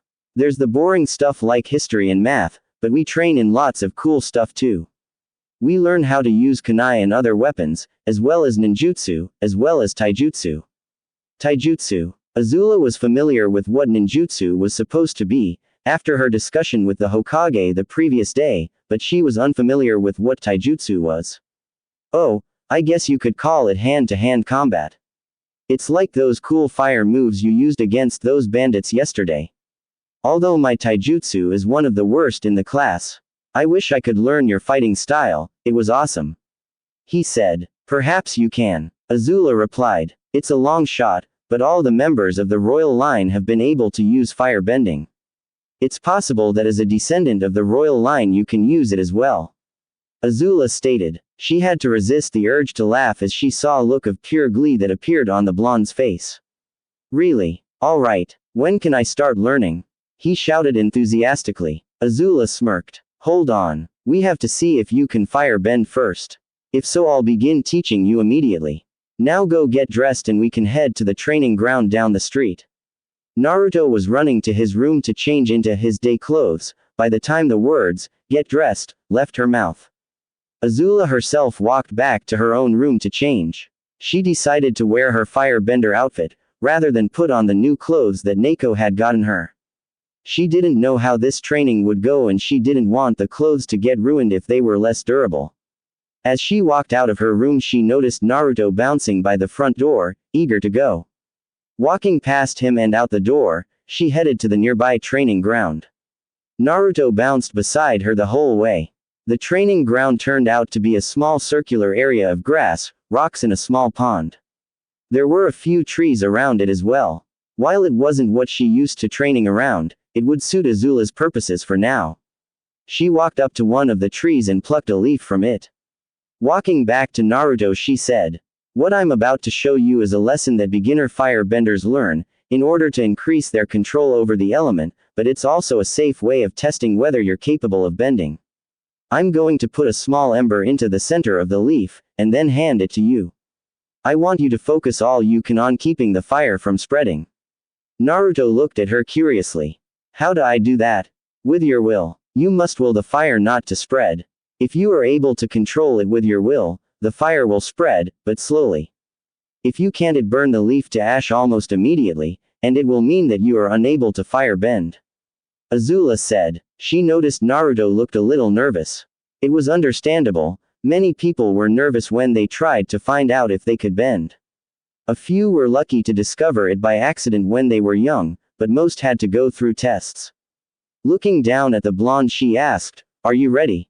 Naruto gained a look of determination. "I'm ready. There's no way I'll fail, you'll see." Azula smirked. She liked his confidence, it spoke of his Fire Nation heritage in her eyes. She also hoped he was able to fire bend. She didn't tell him, but this would determine whether he was truly of royal blood in her eyes. Placing her thumb on the center of the leaf, she ignited a tiny ember in it and quickly handed it to Naruto. Taking the leaf from Azula, Naruto stared at the leaf. Already the center of it was glowing red, and spreading outward. He started concentrating on the fire inside the leaf, willing it to stop. He stared at the spot where he wanted it to stop spreading, and inside him, he felt a strange sensation. It felt like a pull. No, not a pull, it was a surge. That was the only word that described this sensation. It was power surging in him. Azula watched as the fire slowly stopped spreading towards the edges of the leaf. This was astounding. She had hoped Naruto was a bender, although she would never admit it. She wanted the connection that it'd provide if he could fire bend. Yet, she could never have hoped to see this. Most beginners were only able to slow the spread of the fire. Naruto had stopped it completely. She reached out and took the leaf from him, and turned it to ash herself. Looking down at the blonde, she gave him a genuine smile. "Congratulations, Naruto. You are not just a firebender, but you seem to have an innate talent for it. I've never seen a beginner stop the fire completely." Naruto's eyes widened, and his face split into a grin. "Yes, I can fire bend. Does this mean we can start training now, Azula-hime?" he asked, his enthusiasm obvious. Azula nodded. "Yes, we can begin now." Naruto let out a giggle of excitement. "All right, now I'll be shooting fire out of my hands by the end of the day." At this statement, Azula's face took on a more serious look. "Naruto, listen to me. I am going to train you, but you must follow my every command. No matter what. If you disobey me even once, I will cease your training immediately and never continue it. Do you understand?" The boy's face lost its joyful expression, but he gave her nod showing he understood. "Good," said Azula. "Now I'm going to walk you through the first few forms of firebending, meant for beginners. Once we've done that, you will start the burning leaf exercise again. Then we will go back to learning the beginning forms, and then repeat." "What?" he asked confused. "I thought I already mastered the burning leaf." Azula shook her head. "You have proven that you naturally have a great control of fire, but you haven't mastered it. If you're able to do the burning leaf exercise 10 times in a row, the way you just did it a minute ago, I will allow you to go to the next form of control." "Okay. But how long do I have to spend learning the beginning forms? I want to be able to shoot fire, and fight like you." Azula smirked at him. "Until I'm satisfied that you know them well enough to move on.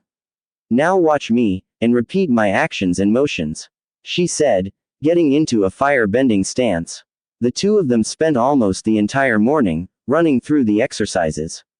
Naruto could already tell that Azula would be a hard and strict teacher, but she would be a good one as well. As he went through the first forms of fire-bending beside her, he couldn't help but be glad that she had come into his life, and he hoped that she would never have to leave it either. It was early morning in Konoha. The sun was just beginning to rise over the horizon and bring warmth to the cool forest air. Naruto and Azula had risen early that morning, so that Naruto could get in some firebending training before he had to attend the academy.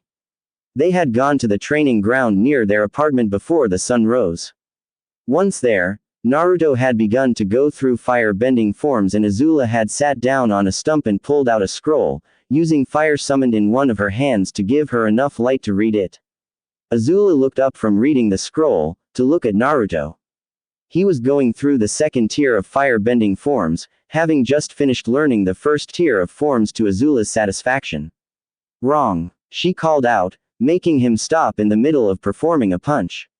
Your stance is too rigid. Loosen up, don't feel like you have to anchor your feet to the ground.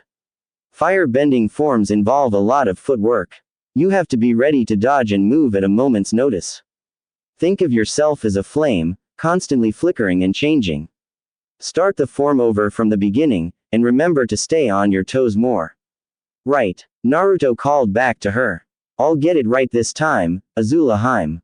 As he began the form again, she continued to watch him for a few moments, making sure he corrected his previous mistake. Seeing that he had indeed fixed his stance, she went back to studying the scroll she held in her lap. It had been 3 weeks since she had arrived in this world. 3 weeks since she had come to this village, and she started living with the blonde 10-year-old. In those 3 weeks she had come to learn more about Konoha, and the shinobi world. She had also gone to ask the Hokage if there was any way that she could learn to read and write in the language of this world. She had found that being illiterate was restricting at best, at its worst it was downright crippling to her interactions with the people of this village. Fortunately the Hokage had access to a scroll that had been written centuries earlier by the Senju clan when the lost prince Ling had come to this world. Apparently the ancient prince had the same issue as she did, and with collaboration with his Senju caretakers had created this scroll that translated the two written languages, allowing them to learn. Azula found it almost too convenient that this scroll had been stored along with the other records of the lost prince's arrival in this world, but she wasn't one for looking a gift Komodo rhino in the mouth. Once she had access to the translations, she found that learning to read the language had been rather easy. She could now read nearly every sign she came across, but there was still room for improvement. Writing had been an altogether different story. She just couldn't seem to get the characters to look the way they were supposed to. She had burned many pieces of paper to ash in her anger, when she made mistake after mistake in writing the various kanji. I'm done, Azula Haim. Naruto called over to her. Looking up once again, she saw him standing, looking expectantly at her, waiting for her to give him the next exercise. She smiled, happy with his progress. The boy had taken to firebending like a true prodigy. He soaked up the knowledge she shared with him, and he never made a mistake twice. All right then, she said. I want you to summon fire to your hand. We're going to run through heat manipulation again. Naruto nodded and held out his hand, palm facing upward, summoning a small fire to float above it. Seeing him ready to begin, Azula said, now focus on decreasing the heat. She watched as the fire in his hand became a more red color, showing it was cooling. Good. Now quickly, make it as hot as you can. She commanded. Naruto's face became a mask of intense concentration, as the flame rapidly changed from red to orange, and then slowly became lighter in color. After a few moments it became a light blue in color. Well done, Azula praised. Now bring down the temperature slowly. As she watched the blonde boy continue the exercise, Azula couldn't help but wonder how great his skill would grow in months and years.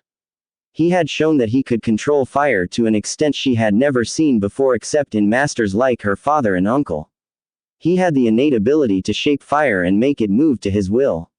His fire seemed denser, for lack of better word, than that of other firebenders. Increasing and decreasing the heat was a little bit more difficult for him, but he was improving rapidly. He could already summon blue fire if he concentrated hard enough. Azula suspected that in a few months he would be able to use it with ease, and likely be able to apply it to battle. She thought about how frightening he would be on the field of battle in latter years.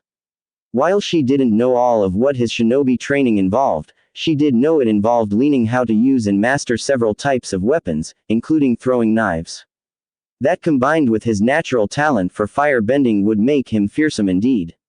If what the Hokage had told her was true, he would also be able to access a demon's power later on in life as well. Thinking of the raw potential and power this boy had made Azula shiver. She had learned to appreciate power at an early age, and Naruto certainly had staggering amounts of it. She had already begun trying to think of ways to bring him to the Fire Nation with her when she returned. The village seemed to have alienated Naruto to a great extent, so convincing him to leave might not be too hard. It also helped that he seemed to hang on her every word and action. She didn't know whether this was a result of him finally having found a familial connection, distant as it may be, or if it was something more akin to hero worship. It could perhaps be simple infatuation. No matter what it was, it would work in her favor. If he wanted family, she could always convince her father to adopt the boy into the royal line officially. Her father respected power, and she was certain that Naruto would be a much better son than Zuko. If it was hero worship, she would play on that to make want to help her in her quest for the throne. If his feelings were that of infatuation, she would feed and increase those feelings until they became love. She make herself seem like the only woman who could understand him, the only one who was worthy of him. She knew of course that if this was the course of action she needed to take, it would mean reciprocating the boy's feelings, although that wouldn't be so bad. She could tell even now that Naruto would be quite the looker as he grew older. The only two problems she could think of in her plan were that she had as of yet, no way of deciphering which of these feelings Naruto held for her. The second problem was the Hokage. The old man seemed to care for boy quite a bit. Indeed he doted on the boy and treated him like a grandson. However, he had also hinted that Naruto would be a powerful asset to the village in later years, likely much for the same reasons that Azula wanted him to go to the Fire Nation. More importantly, Naruto obviously cared for the aged shinobi leader, which would make it more difficult to convince him leave Konoha. She had no idea how she was going to be able to remove the Hokage as an obstacle, but she suspected she have an opportunity to solve her first problem later on that day. A week ago Naruto had approached Azula rather nervously. He had informed her that the next week there was to be an open house day at the academy. Apparently this was a day when family and friends of the students were allowed to come to class and watch them. The students were supposed to be showing off their skills and knowledge to observers as well as scoring points to add to their overall grades. After Naruto had explained all this to Azula, he had asked if she would like to come watch him, since she was the closest and only relative he had. The opportunity was too great to pass up. Not only would she be able to possibly decipher the boy's feelings, but she would be able to learn more of the shinobi arts. She knew terribly little of these warriors, other than that they were adept at using stealth and seemed to possess superhuman powers. She suspected that their power might even surpass those of benders, but she had no way of knowing just yet. It had also been an opportunity to instill some pride as into the young boy, pride in the Fire Nation, and in his royal heritage, both of which he would need if Azula's plan was to succeed. Upon hearing that he would be showing his skills in front of many of the noble clans of Konoha, Azula had dragged Naruto into town to find suitable clothing for him to wear. She wanted him to wear clothes that would show he was descended from royalty, and at the same time, allow him the freedom of movement in battle. It wasn't that Azula actually cared what the clans of the village thought of her or Naruto, but if he was able to impress them, it would make the boy happy that he wasn't being looked down on. He would then associate this happiness with pride in the Fire Nation and the royal family. This in turn would make it easier for Azula to convince him to come back to her world with her. If this showed the so-called noble clans what true nobility was like, that was just a bonus in her eyes. She had eventually found an outfit that was so perfect for the occasion that Azula had briefly wondered if these events were being guided destiny or fate. The outfit had consisted of a loose pair of black pants and shirt. On top of those was placed a long flowing robe that was deep red in color and had gold trim. Azula had paid for the outfit to be modified to Naruto's exact size, and also threw in a little extra to have the Fire Nation emblem sewn into the back of the robe in black thread. All in all it had cost them a chunk of their monthly stipend, but Azula thought it well worth the expense. She knew of course that Naruto would outgrow the outfit quickly, but it would serve its purpose for the moment, and other outfits could be acquired later. Azula took notice of the sun's position in the sky, and called out to Naruto. Naruto, that's enough training for now. It appears to be time to leave for the academy. Hearing the older girl's call, the blonde bounded over to her as she stood up and put away her scroll.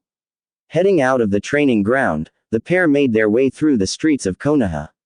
Most people were only just now starting to head out of their homes, so they didn't encounter much traffic on the way to the academy. When they finally arrived, they found that they were a little early. Several students and their parents had already arrived and were standing in the schoolyard. Azula also took notice that the Hokage was also in attendance and was talking to one of the academy instructors. Azula and Naruto stood a little ways from the rest of the group and waited for the classes to start so that they could enter the building. As more and more students and their families showed up, a few of the children took notice of Naruto's new appearance and Azula's presence next to him, and began to quietly mutter amongst themselves about who this girl was and why she was next to the class clown. After a few minutes, a group of the more curious children came over to them. Azula watched as they approached Naruto. A boy with brown hair and red markings on his face walked up to the blonde before asking the question they all had on their minds. "Hey, Naruto, what's up with the weird clothes?" he asked. Naruto simply shrugged before replying. "They're just new clothes that I'm supposed to wear. They're supposed to be more fitting for someone of royal blood to wear than what I had before." This statement made the brown-haired boy blink in confusion. He seemed to be thinking about the implications of Naruto's answer when a girl with long blonde hair spoke up. "Yeah right, Naruto Baka. You're not even from a noble clan, let alone royalty," the girl said in a disbelieving tone. It was at this point that Azula decided to join the conversation. "How do you know?" she asked. The children all turned their attention to the older girl. A pink-haired girl raised her hand, as if she were in class, and asked, "Who are you?" Before Azula could answer, another voice spoke up. "Her name is Azula Uzumaki." Everyone turned their heads to see the Hokage walking over to the group. "Azula here is a princess from a very distant land. She's come to stay in Konoha for now though, and is living with Naruto, who is her distant relative." When he said this, the group of children turned back to Naruto and Azula with looks of surprise and awe. Several of the girls appeared to have stars in their eyes, as they looked at Azula. They couldn't believe that they were meeting a real princess. The brown-haired boy who had asked Naruto about his clothing laughed, "Oh, so she's his relative. And here I thought the idiot might have gotten a girlfriend," he said in a teasing tone. Azula silently thanked the boy. This was just the kind of comment that she had been waiting for. If Naruto had indeed become infatuated with her, he would likely have some reaction to this comment. If he did react, she could use this situation to help determine if this was the course of action she would need to take in order to bring him to the Fire Nation. She looked down at the blonde boy next to her and noticed a light blush on his face. Azula smirked. Oh yes, that was what she was hoping for. Still, it could be embarrassment from the thought of having a girlfriend rather than having her specifically as an object of affection. She knew that children around Naruto's age were often easily embarrassed when it came to the thought of dating and romance. She would have to see if this was because of her, or simply because of the idea. Azula leaned down, and wrapped her arms around Naruto's neck, putting her face next to his. "Oh," she questioned, looking right at the brown-haired boy.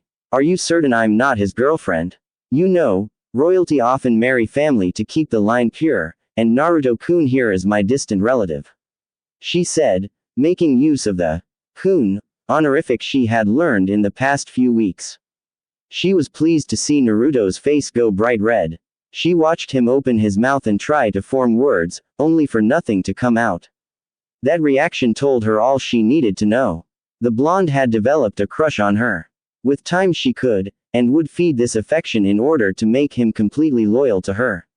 Of course she had no way of knowing how long it would be before she could go home, but if all went to plan, Naruto would willingly come with her and fight for the Fire Nation. Naruto was frantically trying to think of a way out of this embarrassing situation. It was bad enough when Kiba had joked about Azula being his girlfriend, but when the older girl put her arms around him and mentioned marriage, his brain almost shut down. Over the course of the last 3 weeks he had come to like Azula. He knew from the beginning that she was pretty, and powerful. That much was obvious by just looking at her, but it was when she had promised to never hate or fear him, like the villagers did, that he had really begun to look at her in a different light. He'd had a crush on Sakura, one of his classmates, for a while, and now he had developed one on Azula as well. He didn't make it as obvious as he had with Sakura, knowing that Azula was rather proud, and for that matter scary. He would have felt ridiculous asking the older girl out on a date, especially since he really had no idea what to do on one. He only asked Sakura on dates because he'd heard it was a good way to bond with those you liked, and she had been nice to him when the academy first started. All this coupled with the fact that, even if it was only a joke, this was the first time a girl had shown a possibility of returning his feelings, it was just too much for the boy's brain, making him dangerously close to overloading. Fortunately, he was saved from further embarrassment when his teachers called everyone inside to begin the class. As the people filtered into the classroom, the students took their seats and their families took spots along the edge of the class to observe them. Once everyone had settled into their spots, an instructor with a scar on his face addressed the guests and the Hokage, "Welcome, everyone, to this year's open house. I'm Haruka Yumino, one of the instructors here at the academy. We are honored to have you all here to see how your children are coming along and what they are learning. We are also most honored to have Hokage-sama here with us today." For the next hour and a half the teachers asked questions about the history of Konoha and the shinobi world, calling on different students to answer each question. Through this Azula learned that the village had only been around for a little over a century. She was also completely surprised to learn that ninjutsu could be used to fight using all four elements, as well as other elements for a select few individuals, like the famed Shadaime Hokage, who controlled the wood element, Mokuden it was called. Azula for the first time in her life, felt a little small. She was living in a strange new world, filled with people who had power akin to that of the Avatar. This realization made Azula come to two conclusions.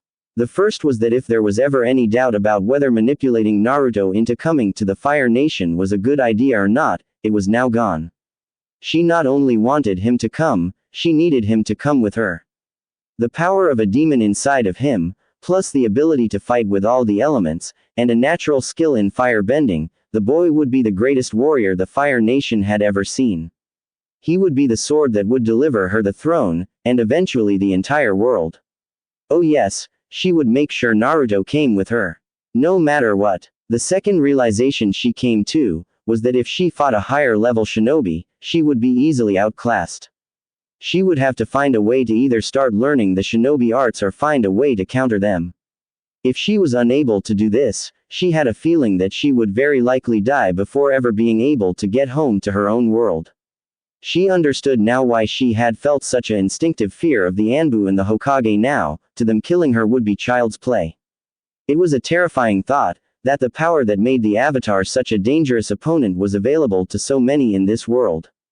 After the questions about the history of the village and shinobi world, the teachers took the students and observers outside to a training area where several human-shaped targets were set up. The teachers had students line up behind the targets and throw 10 kunai at them. Azula made note of each student that did exceptionally well, landing 7 or more kunai in the target. Of these students were the brown-haired boy from earlier, a dark-haired boy in a blue shirt and white shorts, a girl with pale eyes and blue hair, a boy that wore dark glasses and a high-collared jacket. She was quite happy when she saw Naruto join their ranks as he landed 7 kunai in his target, and she was even happier when she noticed a few of the adults looking surprised and impressed. Azula suspected that Naruto may have gotten lucky, as he had mentioned before that he was only ever ranked in the middle of the class when it came to throwing weapons like kunai and shuriken. Even so, it didn't matter if it was luck, as long as the adults of the noble clans assumed it was skill they would be impressed. Next the academy instructors lead the group over to several circular arenas. Here the instructor with the scar on his nose, Haruka, gathered the attention of the guests. Now, here we're going to have each of the students spar against an instructor so that they can show off what they've learned. Because the student's opponent will be a chunin, the students will be allowed to use some of their jutsu, he said. With that announcement the students began gathering into groups at the different arenas to wait for their turn to fight. Azula noticed that Naruto was standing fairly close to her. She also noticed the Chunin he was supposed to fight was the white-haired peasant that had called her a child, several weeks earlier.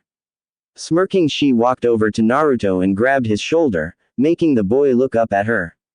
Leaning down to whisper in his ear, she said, "Naruto, I want you to do your absolute best to defeat this man. Have you shown your classmates or teachers your bending yet?" Naruto shook his head. Azula had expressly told him not to bend without her around early on in their training. "Good," she all but purred. "I give you permission to use it against this man. You likely don't have the skill to defeat him outright just yet. But if you manage to surprise him, you'll throw him off guard and that will give you the edge. Do you understand?" He nodded. "I do, Azula. Good. Oh, and Naruto, remember that when you firebend you must be ruthless to your opponent. No matter who they are. No mercy, just like I taught you.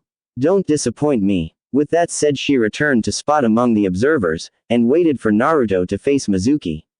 As she waited, she saw the Hokage walk up to stand beside her. Looking down at the 14-year-old girl, the man spoke. "What did you have to say to young Naruto?" he asked. Looking at the old shinobi leader, Azula said, "I just told him to do his best, and to remember his training." Breathing out a stream of smoke from his pipe, the old man nodded in acknowledgement. "I see. I must say that I'm rather looking forward to seeing that bending you've been teaching the boy." He gave a chuckle at the look of surprise the girl gave him. "Oh, don't be so surprised that I know. I told you before, I know everything that happens in this village." Azula just remained silent and turned her attention back to where Naruto was. Naruto was bursting with anticipation. After 3 weeks of learning fire bending from Azula, he was finally getting to show it off. He knew he had only mastered the first few forms, meant for beginners, and was only just beginning to learn the second-tier forms, but he felt confident that he could use his abilities in a spar like this. Naruto was also eager to impress Azula, and show her that he was worthy of her tutelage. She had specifically asked him not to let her down, and he would do his absolute best to live up to her expectations. After what seemed like hours, Naruto finally got his turn to spar against the white-haired Chunin. Stepping into the ring, Naruto made the customary bow to his opponent. When Mizuki bowed back, they both got into their respective stances, Mizuki taking the Academy Taijutsu stance and Naruto taking a fire-bending stance. As Naruto looked at the Chunin across from him preparing to spar, he felt something in him rise. It was the same surging feeling that he'd felt when he first used his will to fire-bend. This time, however, the surge came with a rush of heat. His whole body felt warm, as if he had been exercising for hours on end. As the proctor began the match, he rushed at Mizuki, launching a punch at the man's torso. Mizuki easily blocked it and responded with a kick. Naruto saw the kick coming, but barely managed to dodge it by leaping to the right. He attacked the Chunin with a kick of his own, which was also blocked. Mizuki sent a punch to Naruto's stomach, knocking the young boy back a few feet, and causing him double over for a second. All through the fight thus far, Naruto had felt the surge in him growing, expanding, begging to explode out of him. Rather than let it go, he had grabbed onto it, for lack of better word. The more he held on to the surging feeling, the hotter his body felt. He had kept holding onto it until he felt like his body would burst into flames. Now that Mizuki had knocked Naruto back a few feet, the boy saw an opening to surprise Mizuki. The blonde charged forward once again and saw Mizuki smirk, obviously thinking the boy was going to recklessly try another frontal assault. When he was less than a foot away from the white-haired man, Naruto stopped and dropped into a crouch, using his momentum to swing his right leg to the left in a sweeping gesture. As he did this, he let the surge inside him go, and he felt it shoot forth, flowing down his body towards his legs. When the surge reached his foot, watched a stream of bright orange fire blast out, following the sweeping arc his foot had made. The blast of fire caught Mizuki completely off guard, but he wasn't a Chunin for nothing. He managed to dodge the orange blaze at the last second by jumping over it. Naruto saw this as he quickly got back on his feet, feeling the surge return full force.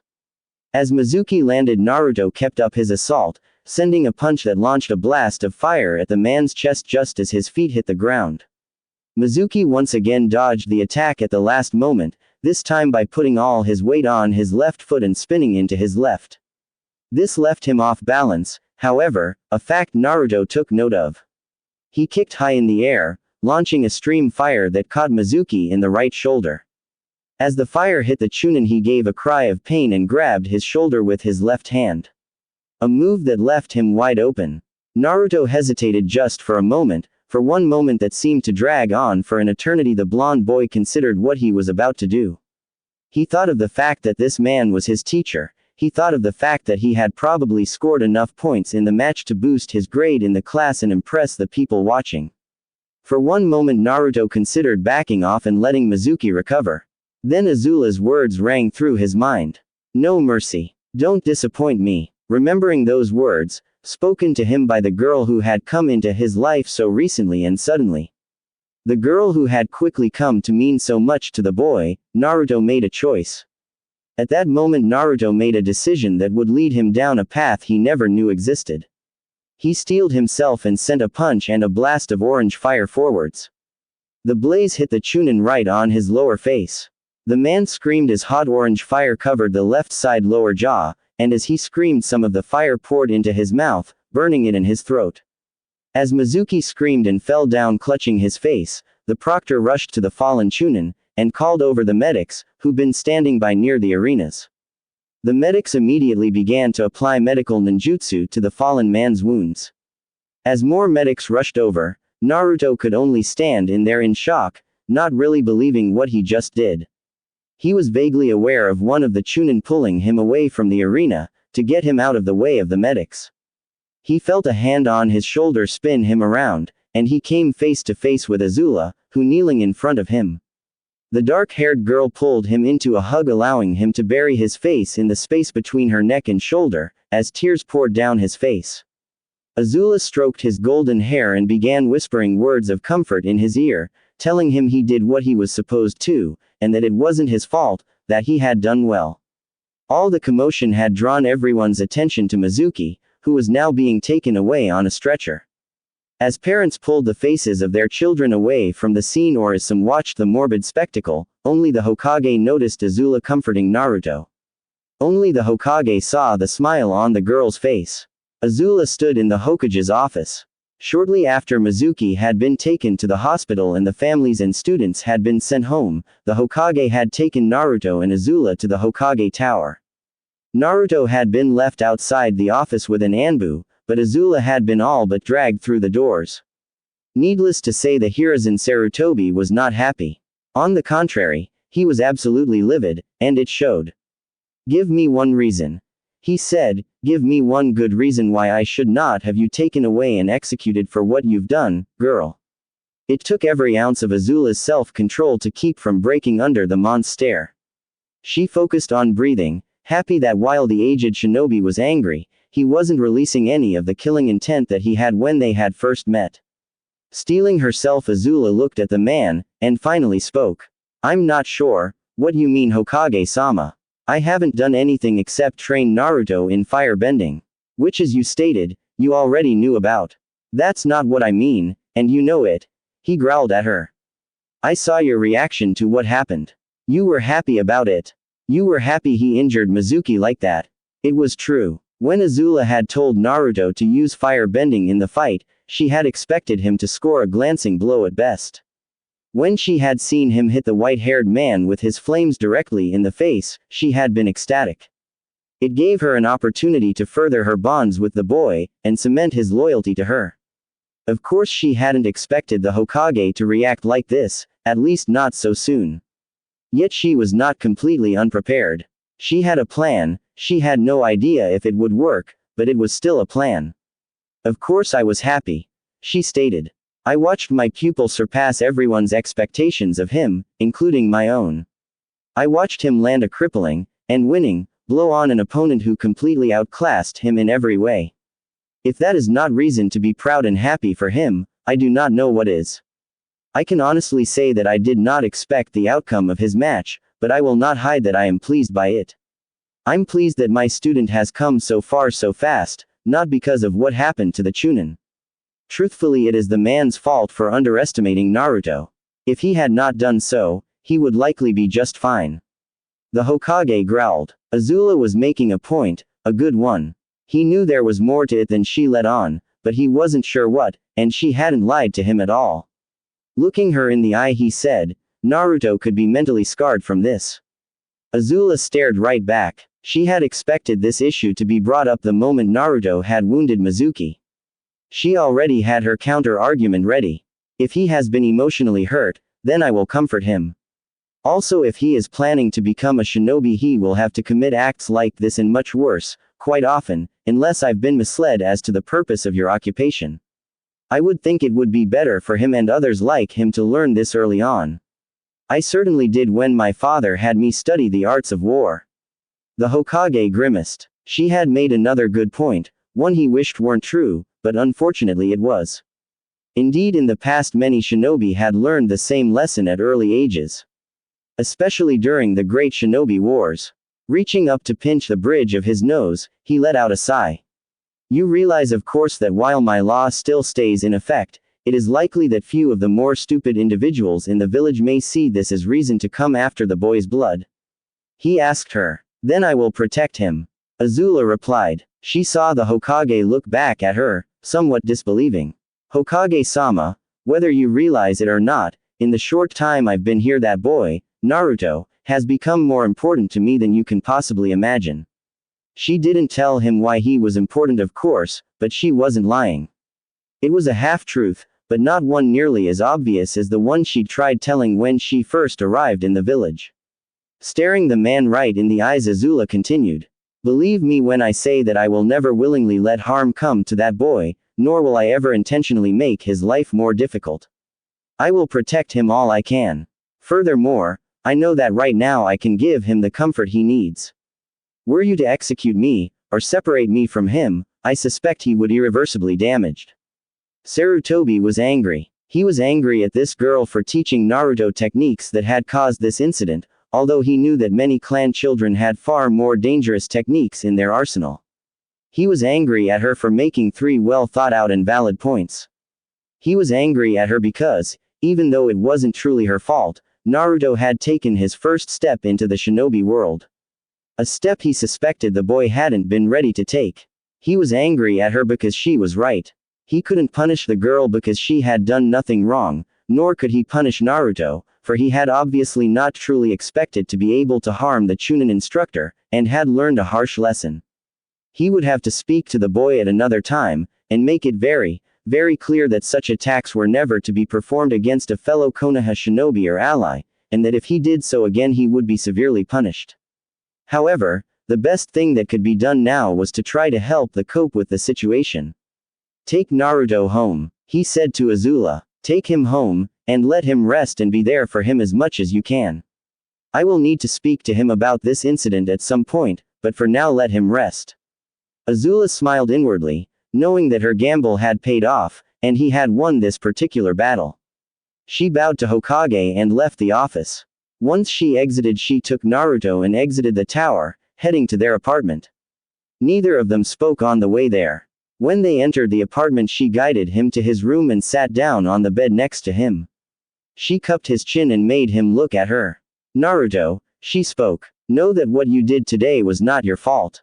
I understand that this is the first time you have inflicted pain on another person like that. I know that it is hard to deal with. I know that it is frightening. I went through it too. You need to know, that as a shinobi, you will have to hurt others, and kill to do your job. To defend your land and its people. What you did today was not wrong. It was merely the first step on a journey you must take, a hard step, but a necessary one. As she said all this, she looked into Naruto's eyes and saw that he was indeed listening to her. She saw her words were having some comforting effect on the boy. Remember when I told you about the burden of power? She asked him. Receiving a nod from the boy, she continued. This is part of that burden. You had the power to harm that man, to defeat him in battle. It was your duty to do your best in the fight, and so when you saw an opportunity to win, you took it. That is power. Had your opponent had more power, he would not have lost. Had he not underestimated you, he would not have been injured. The fault lies with him, not you. Others may come to resent you for this incident, they may go to greater lengths to shun you, for now they have seen a taste of your true power. But remember, I will never shun you. I will never hate or fear you.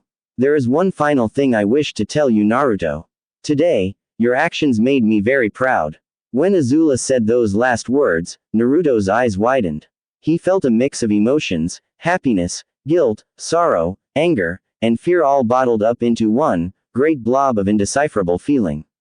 When he heard Azula say she was proud of him, he reacted on pure instinct, unable to truly form a coherent thought. He tackled her onto the bed, burying his face into the older girl's chest. Sobs racked his body as he held on to Fire Nation princess for dear life, wanting nothing more than to hold the girl and be held by her until this pain went away, and as Azula wrapped her arms around him, she was content to let him. They lay there together in each other's arms until sleep took them. Azula woke before dawn, as her internal clock told her it was time to wake up and eat, before going through her and Naruto's morning training. She looked down and saw that Naruto was lying next to her, his arms wrapped around her and his face pressed firmly into her chest. Obviously the two had not drifted away from one another after falling asleep in each other's arms the night before.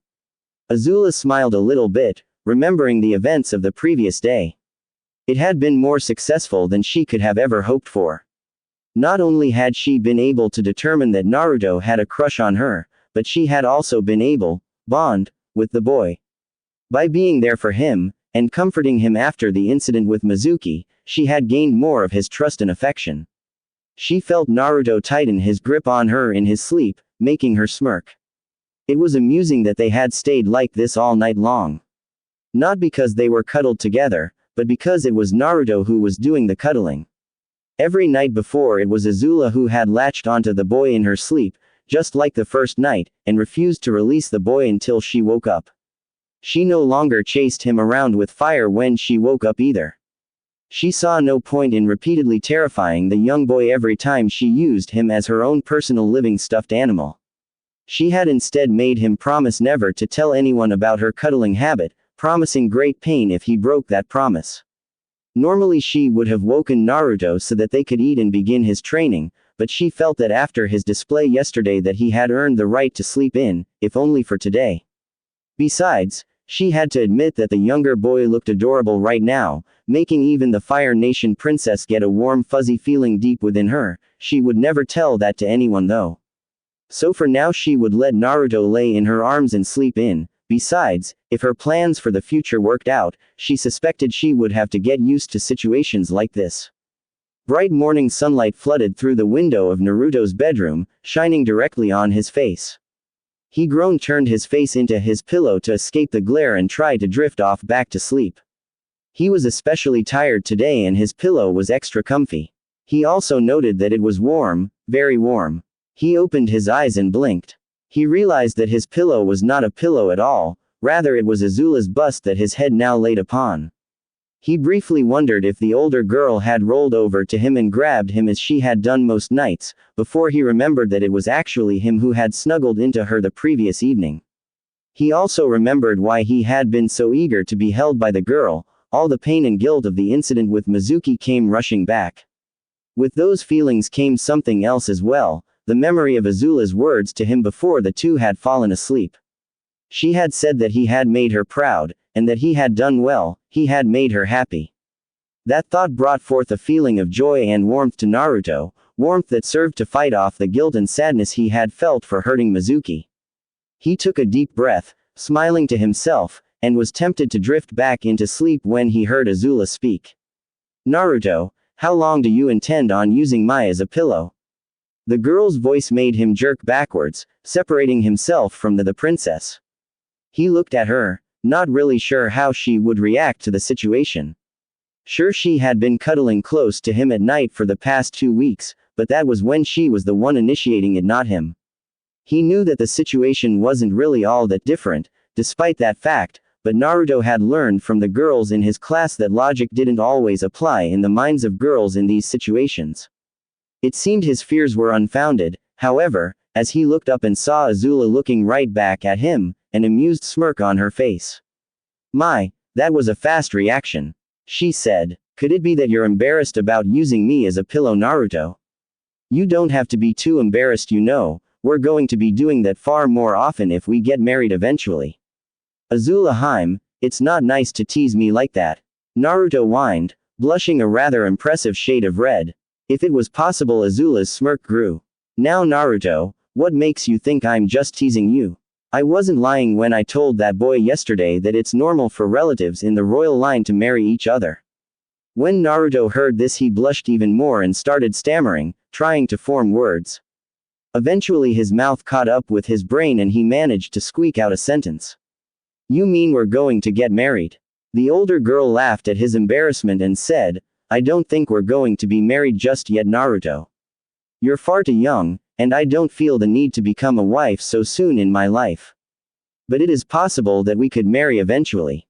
As the heir to the throne, I will need to wed and produce a child to take the throne after I take it, and no serious suitors have come forward as of yet. Of course you would have to prove yourself worthy of being my husband. I won't spend my life with a weakling, I won't give my love to just anyone. Naruto's mind reeled. Marriage to Azula was actually a possibility. It was hard to wrap his head around the idea. He knew he liked the older girl, and she had proven several times within the short time that he had known her that she was one of the few people who really cared for him. She had trained him, she comforted him when he was sad.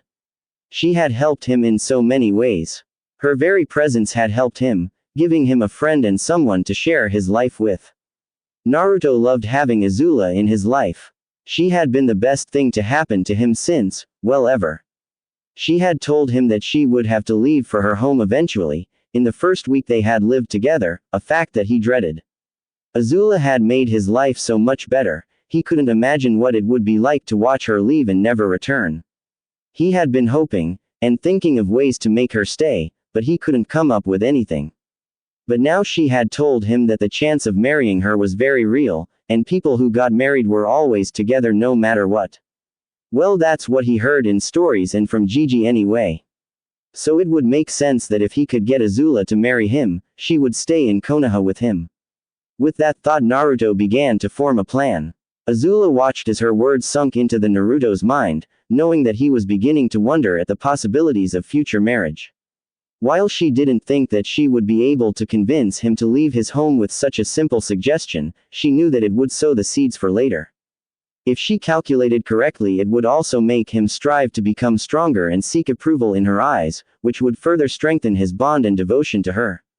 She almost hoped it would take a long while for the Hokage's shinobi to find a way to get her home. After all, it wouldn't do to leave such a fine weapon here. Azula could already see her plan coming to fruition, as visions of her being crowned as the Empress of the Four Nations, with Naruto standing by her side, acting as her guard and slaughtering her enemies, filled her mind. The Fire Nation princess was brought from her fantasy when she noticed Naruto's clock out of the corner of her eye. Seeing that Naruto only had an hour or so to get to the academy, she got out of bed, walked to the door of the bedroom. Turning to Naruto, she said, "Get dressed and meet me in the kitchen. You still need to eat before you attend your classes." With that, she turned and walked to her room to get dressed. Once she had gotten into a fresh change of clothes, she walked into the kitchen and proceeded to get herself a bowl of cereal. Cereal in and of itself was a food she found rather strange. It was a breakfast food made up of grain and flavoring, served cold in milk. This was completely different from the food in the Fire Nation. There all breakfasts were served hot, in fact most food was served hot. It was the Fire Nation after all, hot food was to be expected. Despite its differences, however, she found that she had grown rather fond of cereal. Maybe it was because of all the sugar that was in it. Azula always did have a bit of a sweet tooth. The dark-haired girl was brought out of her musings on the food in front of her when Naruto walked into the kitchen. Setting her bowl down, she watched as he got his own breakfast. When he sat down at the table beside her, she turned to him. "Naruto," she said, "I have a favor to ask of you." The blonde boy blinked. "You need a favor?" he asked, clearly wondering what she could need that he could help with. "Yes," she said. "When we work on your firebending next, I want you to teach me how to use some of your ninjutsu." Naruto gaped at her. "You want me to teach you? Couldn't you ask Gigi for help with this? I'm sure he could find you a good teacher." Azula shook her head. "I could, but I don't think I would feel comfortable doing so. I don't really know anyone in the village aside from you and I would have a hard time trusting anyone. Besides, I'm sure you will be a great teacher. The truth was that she didn't think the Hokage would actually help her to learn ninjutsu. All the conversations that the two had held up till now seemed to indicate that he would rather her remain ignorant of any techniques she could learn or use. Azula could understand why. She was an outside force within the walls of the village and she held no loyalty to Konoha or its inhabitants. Teaching her ninjutsu would be counterproductive to ensuring the village's safety. That said, if Naruto were to teach her, it would be easier to get away with. Everything she had learned about him so far stated that he was towards the bottom of his class in grades and skill, so no one would take the idea of him teaching her seriously. Even if the Hokage found out about him teaching her, he would likely assume that he wouldn't be able to teach her well. Even if that assumption was correct, some knowledge was better than none in Azula's eyes. Well, okay, Naruto said. I guess I can try to teach you. I'll ask Iruka-sensei for pointers. He exclaimed. No, I don't think that's a good idea. He would tell the Hokage and then he would ask me why I didn't come to him about it, and I'll be forced to tell him I didn't trust anyone and I'll be embarrassed. You don't want me to be embarrassed, do you, Naruto-kun? She asked, doing her best to look cute, and adding the kun honorific for extra effect. She was pleased when she saw Naruto blush slightly and vigorously shake his head. Good, then it will out little secret. She said happily. Now finish your breakfast and head off to the academy. When you return we will resume your bending training and you can begin teaching me. She saw the boy take on a saddened look when she mentioned the academy. What's wrong? She asked, although she thought she had a good idea as to what it was. It's just that I'm worried about what the other kids will think of me after what I did to Mizuki. I know you said that is part of the burden of power, but I don't want them to hate me if I can help it. I'm already laughed at a lot and picked on, what if they treat me worse now? Azula sighed. She would have to get rid of the boy's insecurity sooner or later.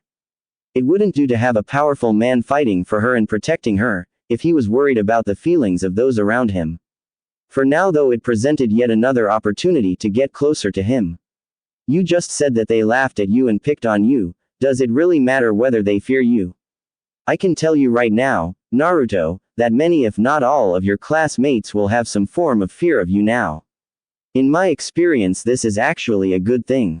That fear will make them wary of you, meaning they will be less inclined to mock or bully you now that they have seen your power. Naruto seemed to consider her words. So in a way, fear means respect. But you respect me and you don't fear me, he said, sounding confused. Azula smirked. It's a different kind of respect. I respect you as a person, as someone who also holds power like you do. The respect they will have for you is like the respect that prey has for a predator. Understand? Naruto nodded but had a pensive look, showing that he was still thinking on her words. After a few moments he looked up and gave the dark-haired girl a smile. Thanks Azula-hime, I'll try to think of what you said.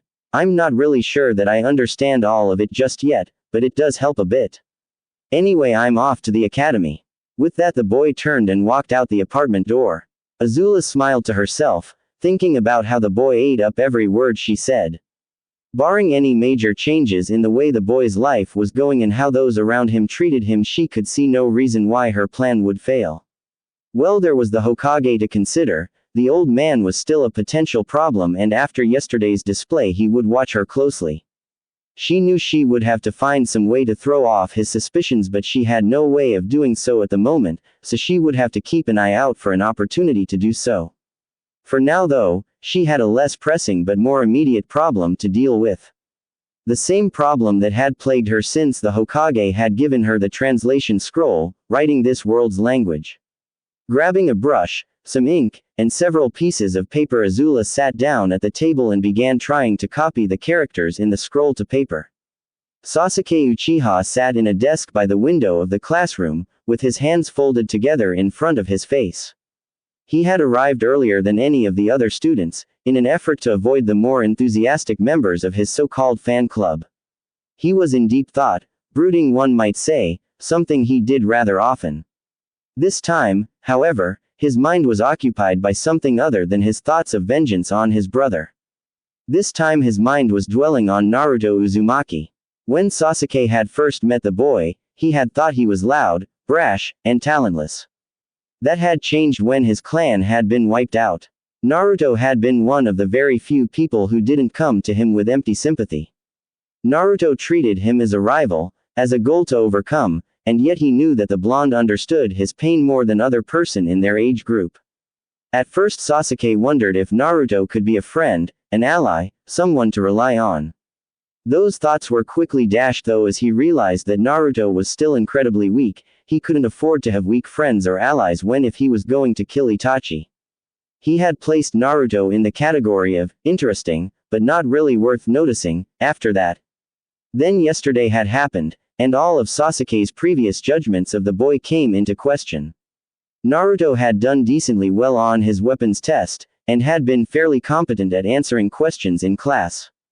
While both of these facts were a change from the norm, they wouldn't have been all that special by themselves.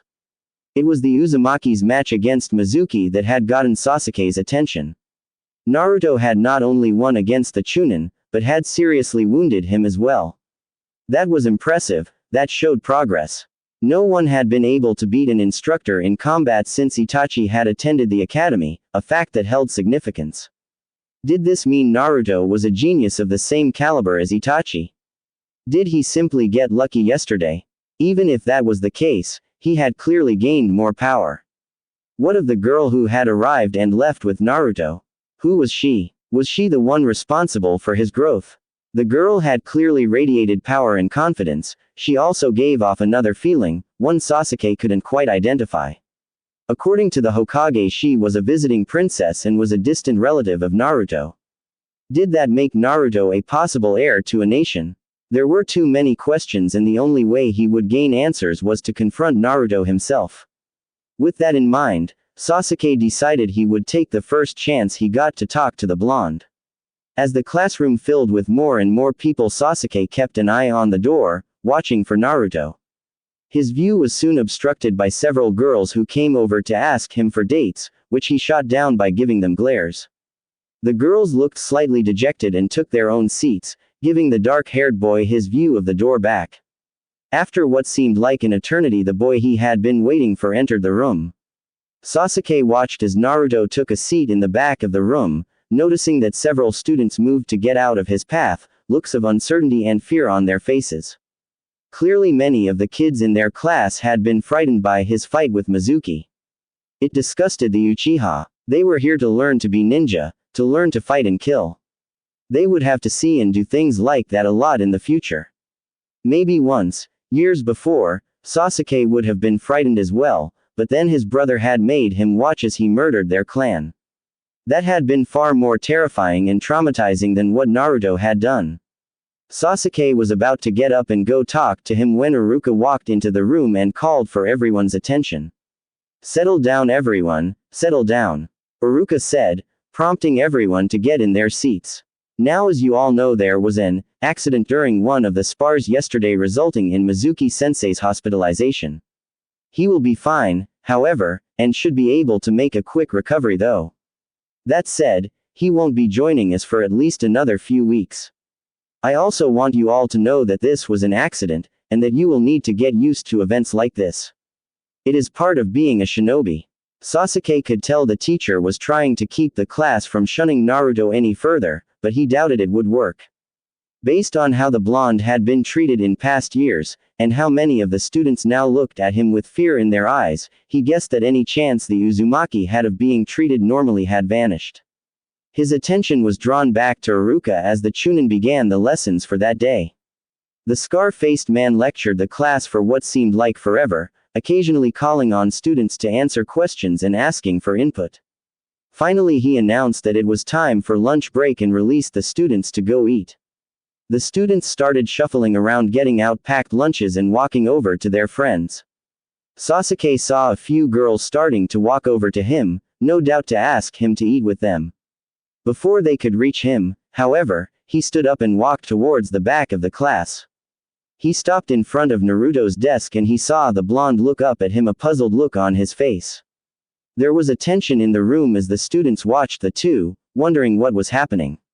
Sasuke smirked on the inside. They were all probably thinking he was going to try to fight Naruto. Well, then this would be a nice surprise. Hey, want to sit with me for lunch? Sasuke asked the boy, and took great pleasure in the gasps of jealousy and outrage his fangirls gave. Oh, how he loved tormenting them. Azula felt like jumping and shouting for joy, and had she not been raised as she had, she probably would have. She had done it. She had finally gotten the characters of this world's language down. She had written them all successfully, multiple times.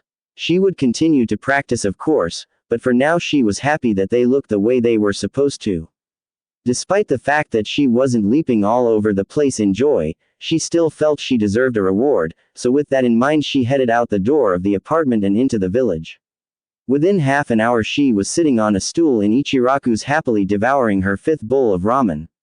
Ever since Naruto had introduced the heavenly food to her, she had resolved to try every type of ramen that Ichiraku had to offer.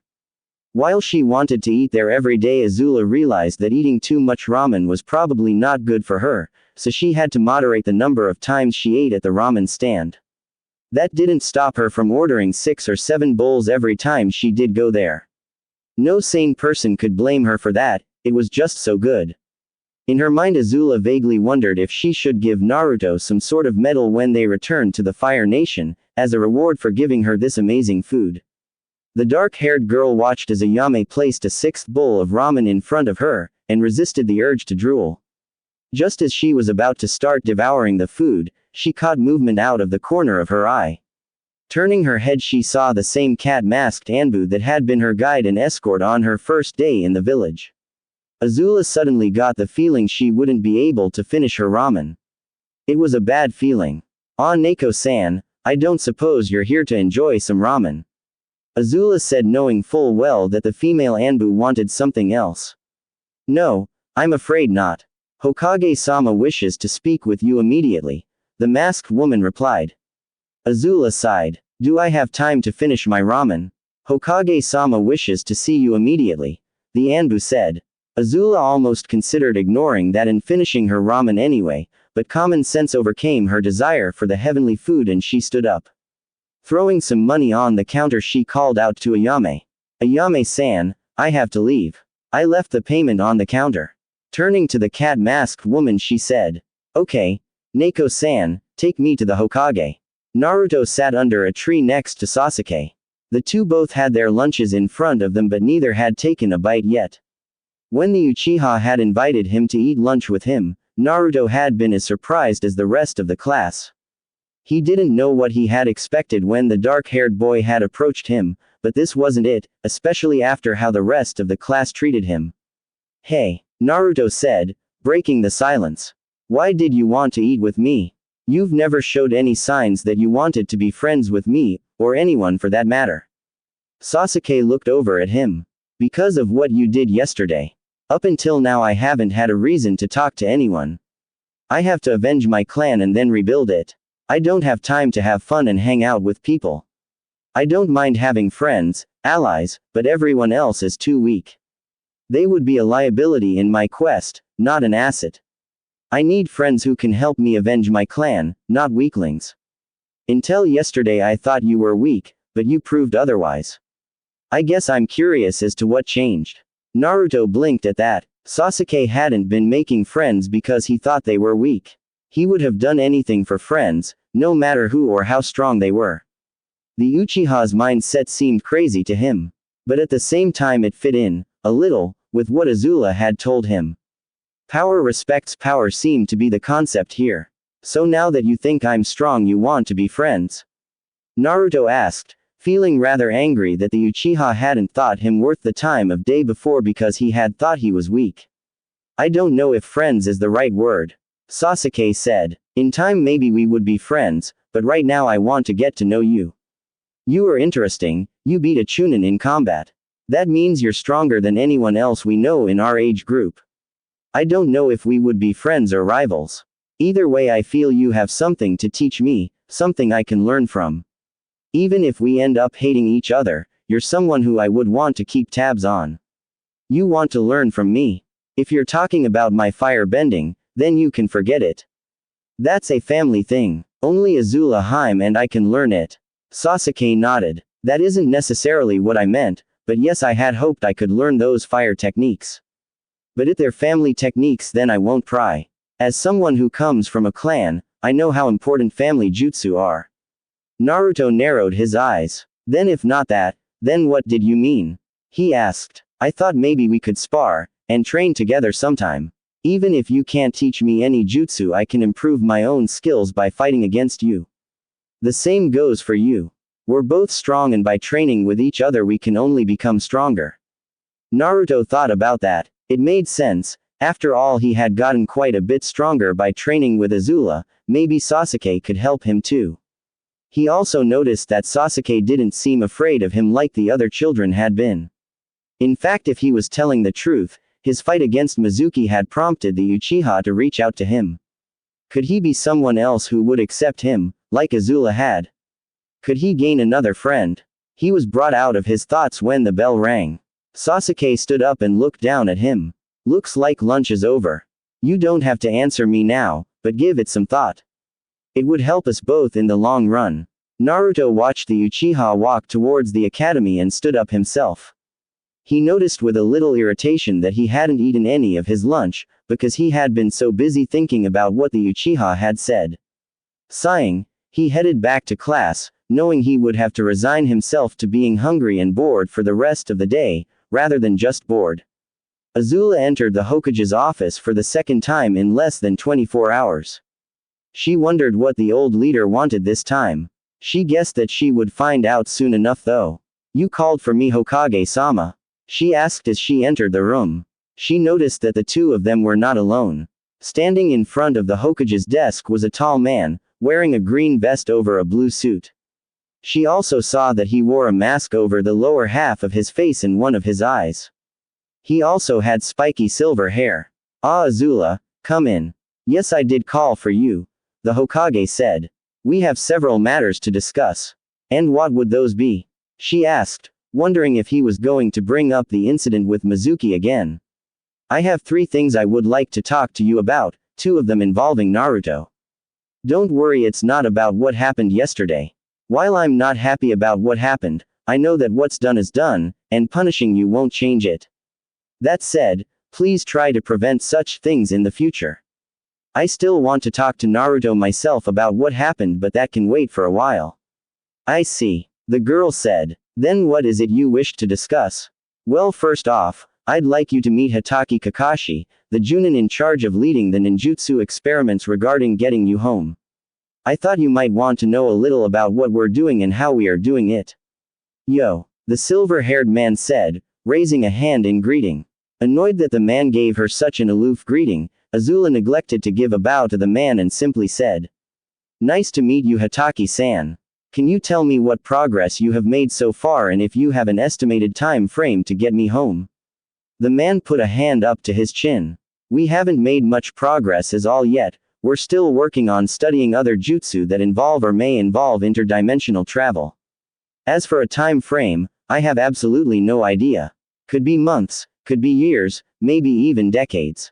Azula was momentarily stunned. Decades. It could take decades for her to get home. She had expected it to take a long time. After all, the lost prince had never made it back, but she assumed that he hadn't had the same resources to help him like this village did. After all, he had only been taken in by one clan, hardly a match for the resources and knowledge a settlement like Konoha would have. Of course, Azula knew that even with all those resources it might take a long time, even years, but she never assumed it could take a decade or more. Why? She asked, finally finding her voice. Why would it take so long? Well, there is a lot that goes into it, Kakashi said. Creating jutsu is dangerous at the best of times, even when we're not trying to bend space and time or make a door between dimensions. We have to find a way to mold our chakra into doing such a thing first. Then we would have to find a safe way to make sure we were actually connecting to another dimension. Even then we would have to confirm it was the right dimension. After that we would have to make sure the way stable and wouldn't collapse on you.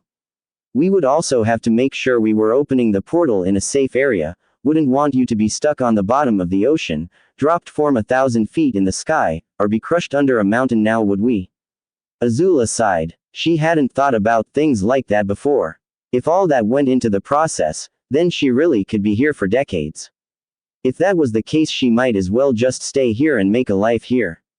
No, she wouldn't think like that. She couldn't think like that. She was the princess of the Fire Nation. She was the daughter of Fire Lord Ozai. She was born to be a ruler. She would return home, she would become Fire Lord, and she would conquer her world.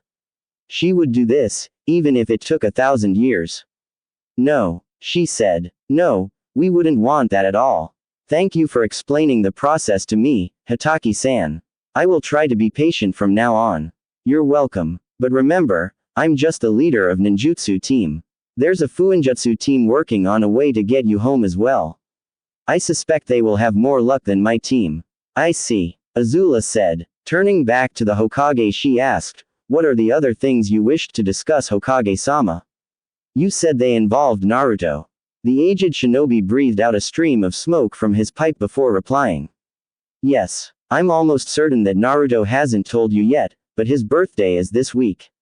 Azula blinked. Naruto's birthday was this week. That was something she didn't know, but why did the Hokage need to talk to her about that? That's when she remembered that the demon that had attacked Konoha, the same one sealed away within the young boy, had attacked the night he was born. So it wasn't just his birthday, it was the anniversary of the demon's attack. I see you recognize the significance of that. The Hokage said. Good. Every year we hold the Kyuubi festival, to celebrate the demon's defeat and honor those we lost. It is a time of revelry and mourning, so many people will be partying and drinking. They will also hold the hatred and sorrow of that night in the forefront of their minds. Azula saw where this was going. You're worried that some of the villagers may try to attack Naruto, she said. When the Hokage gave a nod, she asked, has he ever been attacked before? Twice before, the Hokage said. Both times happened within a year of his birth. I had the perpetrators executed and announced that anyone else who attempted to harm the boy would suffer the same fate. Since then the villagers have ignored the boy, treated him like he doesn't exist or have ridiculed him, but no one has tried to harm him. This year may be different, however, because of his fight with Mizuki. Until now the boy has been thought of as a failure by many, they didn't see him as a threat. Now he has come close to killing a Chunin while still in the academy, this has raised fear and suspicion in the minds of many.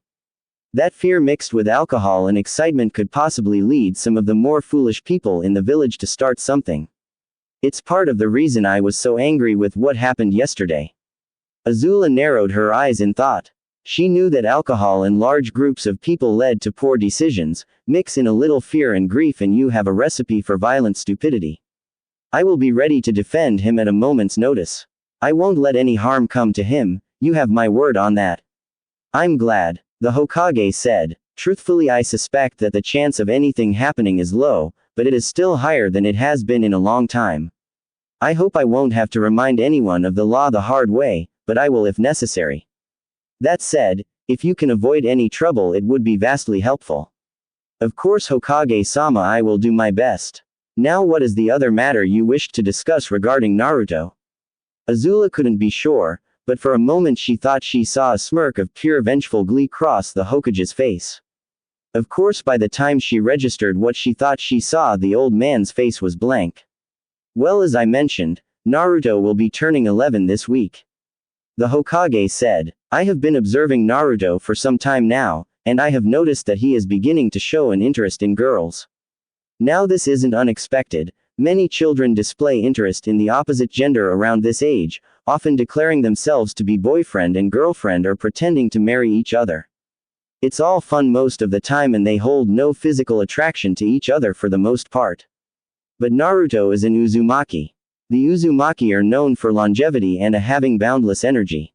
This extra life force causes several changes in the Uzumaki, for example they mature faster. Azula wasn't sure why, but she had a sinking feeling in her stomach all of a sudden. Something in the Hokage's voice held a sense of mirth, and she could see that despite his wearing a mask, Kakashi seemed to be smiling. Meaning what? She asked. Meaning that Naruto is going through the beginning stages of puberty, despite his relatively young age. So it is up to you as his closest relative and legal guardian to give him the talk. When Azula heard this sentence, she did something rather un-Azula-like. She blushed. It wasn't a large blush, but it was definitely noticeable.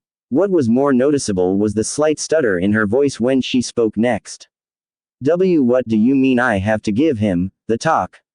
She asked. She had known that the topic of would have to brought up eventually. Much of his plan involved future interactions between herself and Naruto, but she had in all her calculating forgotten that he didn't even know what was yet. She remembered her own talk that her mother had given her. It was one of the most awkward and embarrassing moments in her life. Her mother had given her the talk when she was only 10, shortly before she left the palace. The only comfort that Azula had from the memory was the knowledge that her mother had been equally embarrassed. Now she had to give the same talk to Naruto. I mean, you have to explain intercourse to Naruto, the Hokage said, his eyes sparkling with mischievous glee, clearly enjoying the girl's flustered state. It can't be that hard to explain, I'm sure, unless of course you don't know how it's done. Azula's face grew a little more red. Of course I know how. I just don't know how I'm supposed to explain this. It was at this moment that Kakashi spoke up. I believe this might help, he said, pulling out a little orange book. He opened the book, flipping through a few pages before handing it to Azula. Here, just have him read this. That will solve the problem. Azula blinked. A book would help. How? Azula looked at the page the book had been opened to and started reading. She read the first sentence, then the second, then the third, then Kakashi's book went up in blue flames and turned to ash. The masked man gave a cry and fell to his knees, reaching down cup the pile of ash that now lay on the floor of the Hokage's office. Why? He cried. Why would you burn such a wonderful work of art? You are evil. Pure evil. Ignoring the man, Azula took a deep breath and tried to regain her composure. Looking back at the Hokage, she said, Okay, I can give Naruto the talk, but does it really have to be so soon? The sooner the better, the old shinobi said. Oh, and please don't go into too much detail, I don't want to traumatize the boy. Believe me, said Azula, you don't have to worry about that. Now if that is all, may I take my leave, Hokage-sama? Yes, you may go, the elder man said. Azula gave a slight bow to the man and then hurried out of the office as fast as possible, leaving a chuckling Hokage and a still sobbing Kakashi behind her. Naruto sighed in relief when class was released for the day. It had been the worst day he had in a long time. True to expectations, many of his classmates now looked at him with fear in their eyes and avoided him. A few of the students, like Kiba, had come up to him and told him they thought his firebending was cool and asked if they could learn it, and they all left disappointed when he told them that they could not. Otherwise, Sasuke had been the only person to actually try to talk to him. He'd even answered a question wrong on purpose, given the most ridiculous answer he could think of, to get a smile or a chuckle out of someone in the class. No one had laughed. Azula's words had proven true, power makes fear. Naruto knew that he would always be feared by his classmates now, and there was likely nothing he could do to change that. Still, Sasuke had shown that power earned respect as well, once again proving Azula right. The boy was now trying to reach out to Naruto, offering to train with him and talk to him. Naruto thought about the Uchiha's offer. If he was able to train with the top student in class, his grades and strength would undoubtedly improve even further. He could combine the training with his training from Azula and grow even stronger. That would impress the girl, he thought. Maybe he could get Sasuke to help him find a way to teach Azula how to use chakra as well. He wouldn't Sasuke, that's what they were doing, but he figured if he brought it up in a roundabout way, he could discover a way to teach Azula the basics. And if everything went well, he could end up having another friend. A new friend that wouldn't be afraid of him. That would be awesome. He couldn't wait to tell Azula about this. He bet she would be thrilled to learn he was close to making a new friend. With that thought in mind, the young boy rushed out of the academy grounds and through the village towards the apartment he shared with the Fire Nation princess.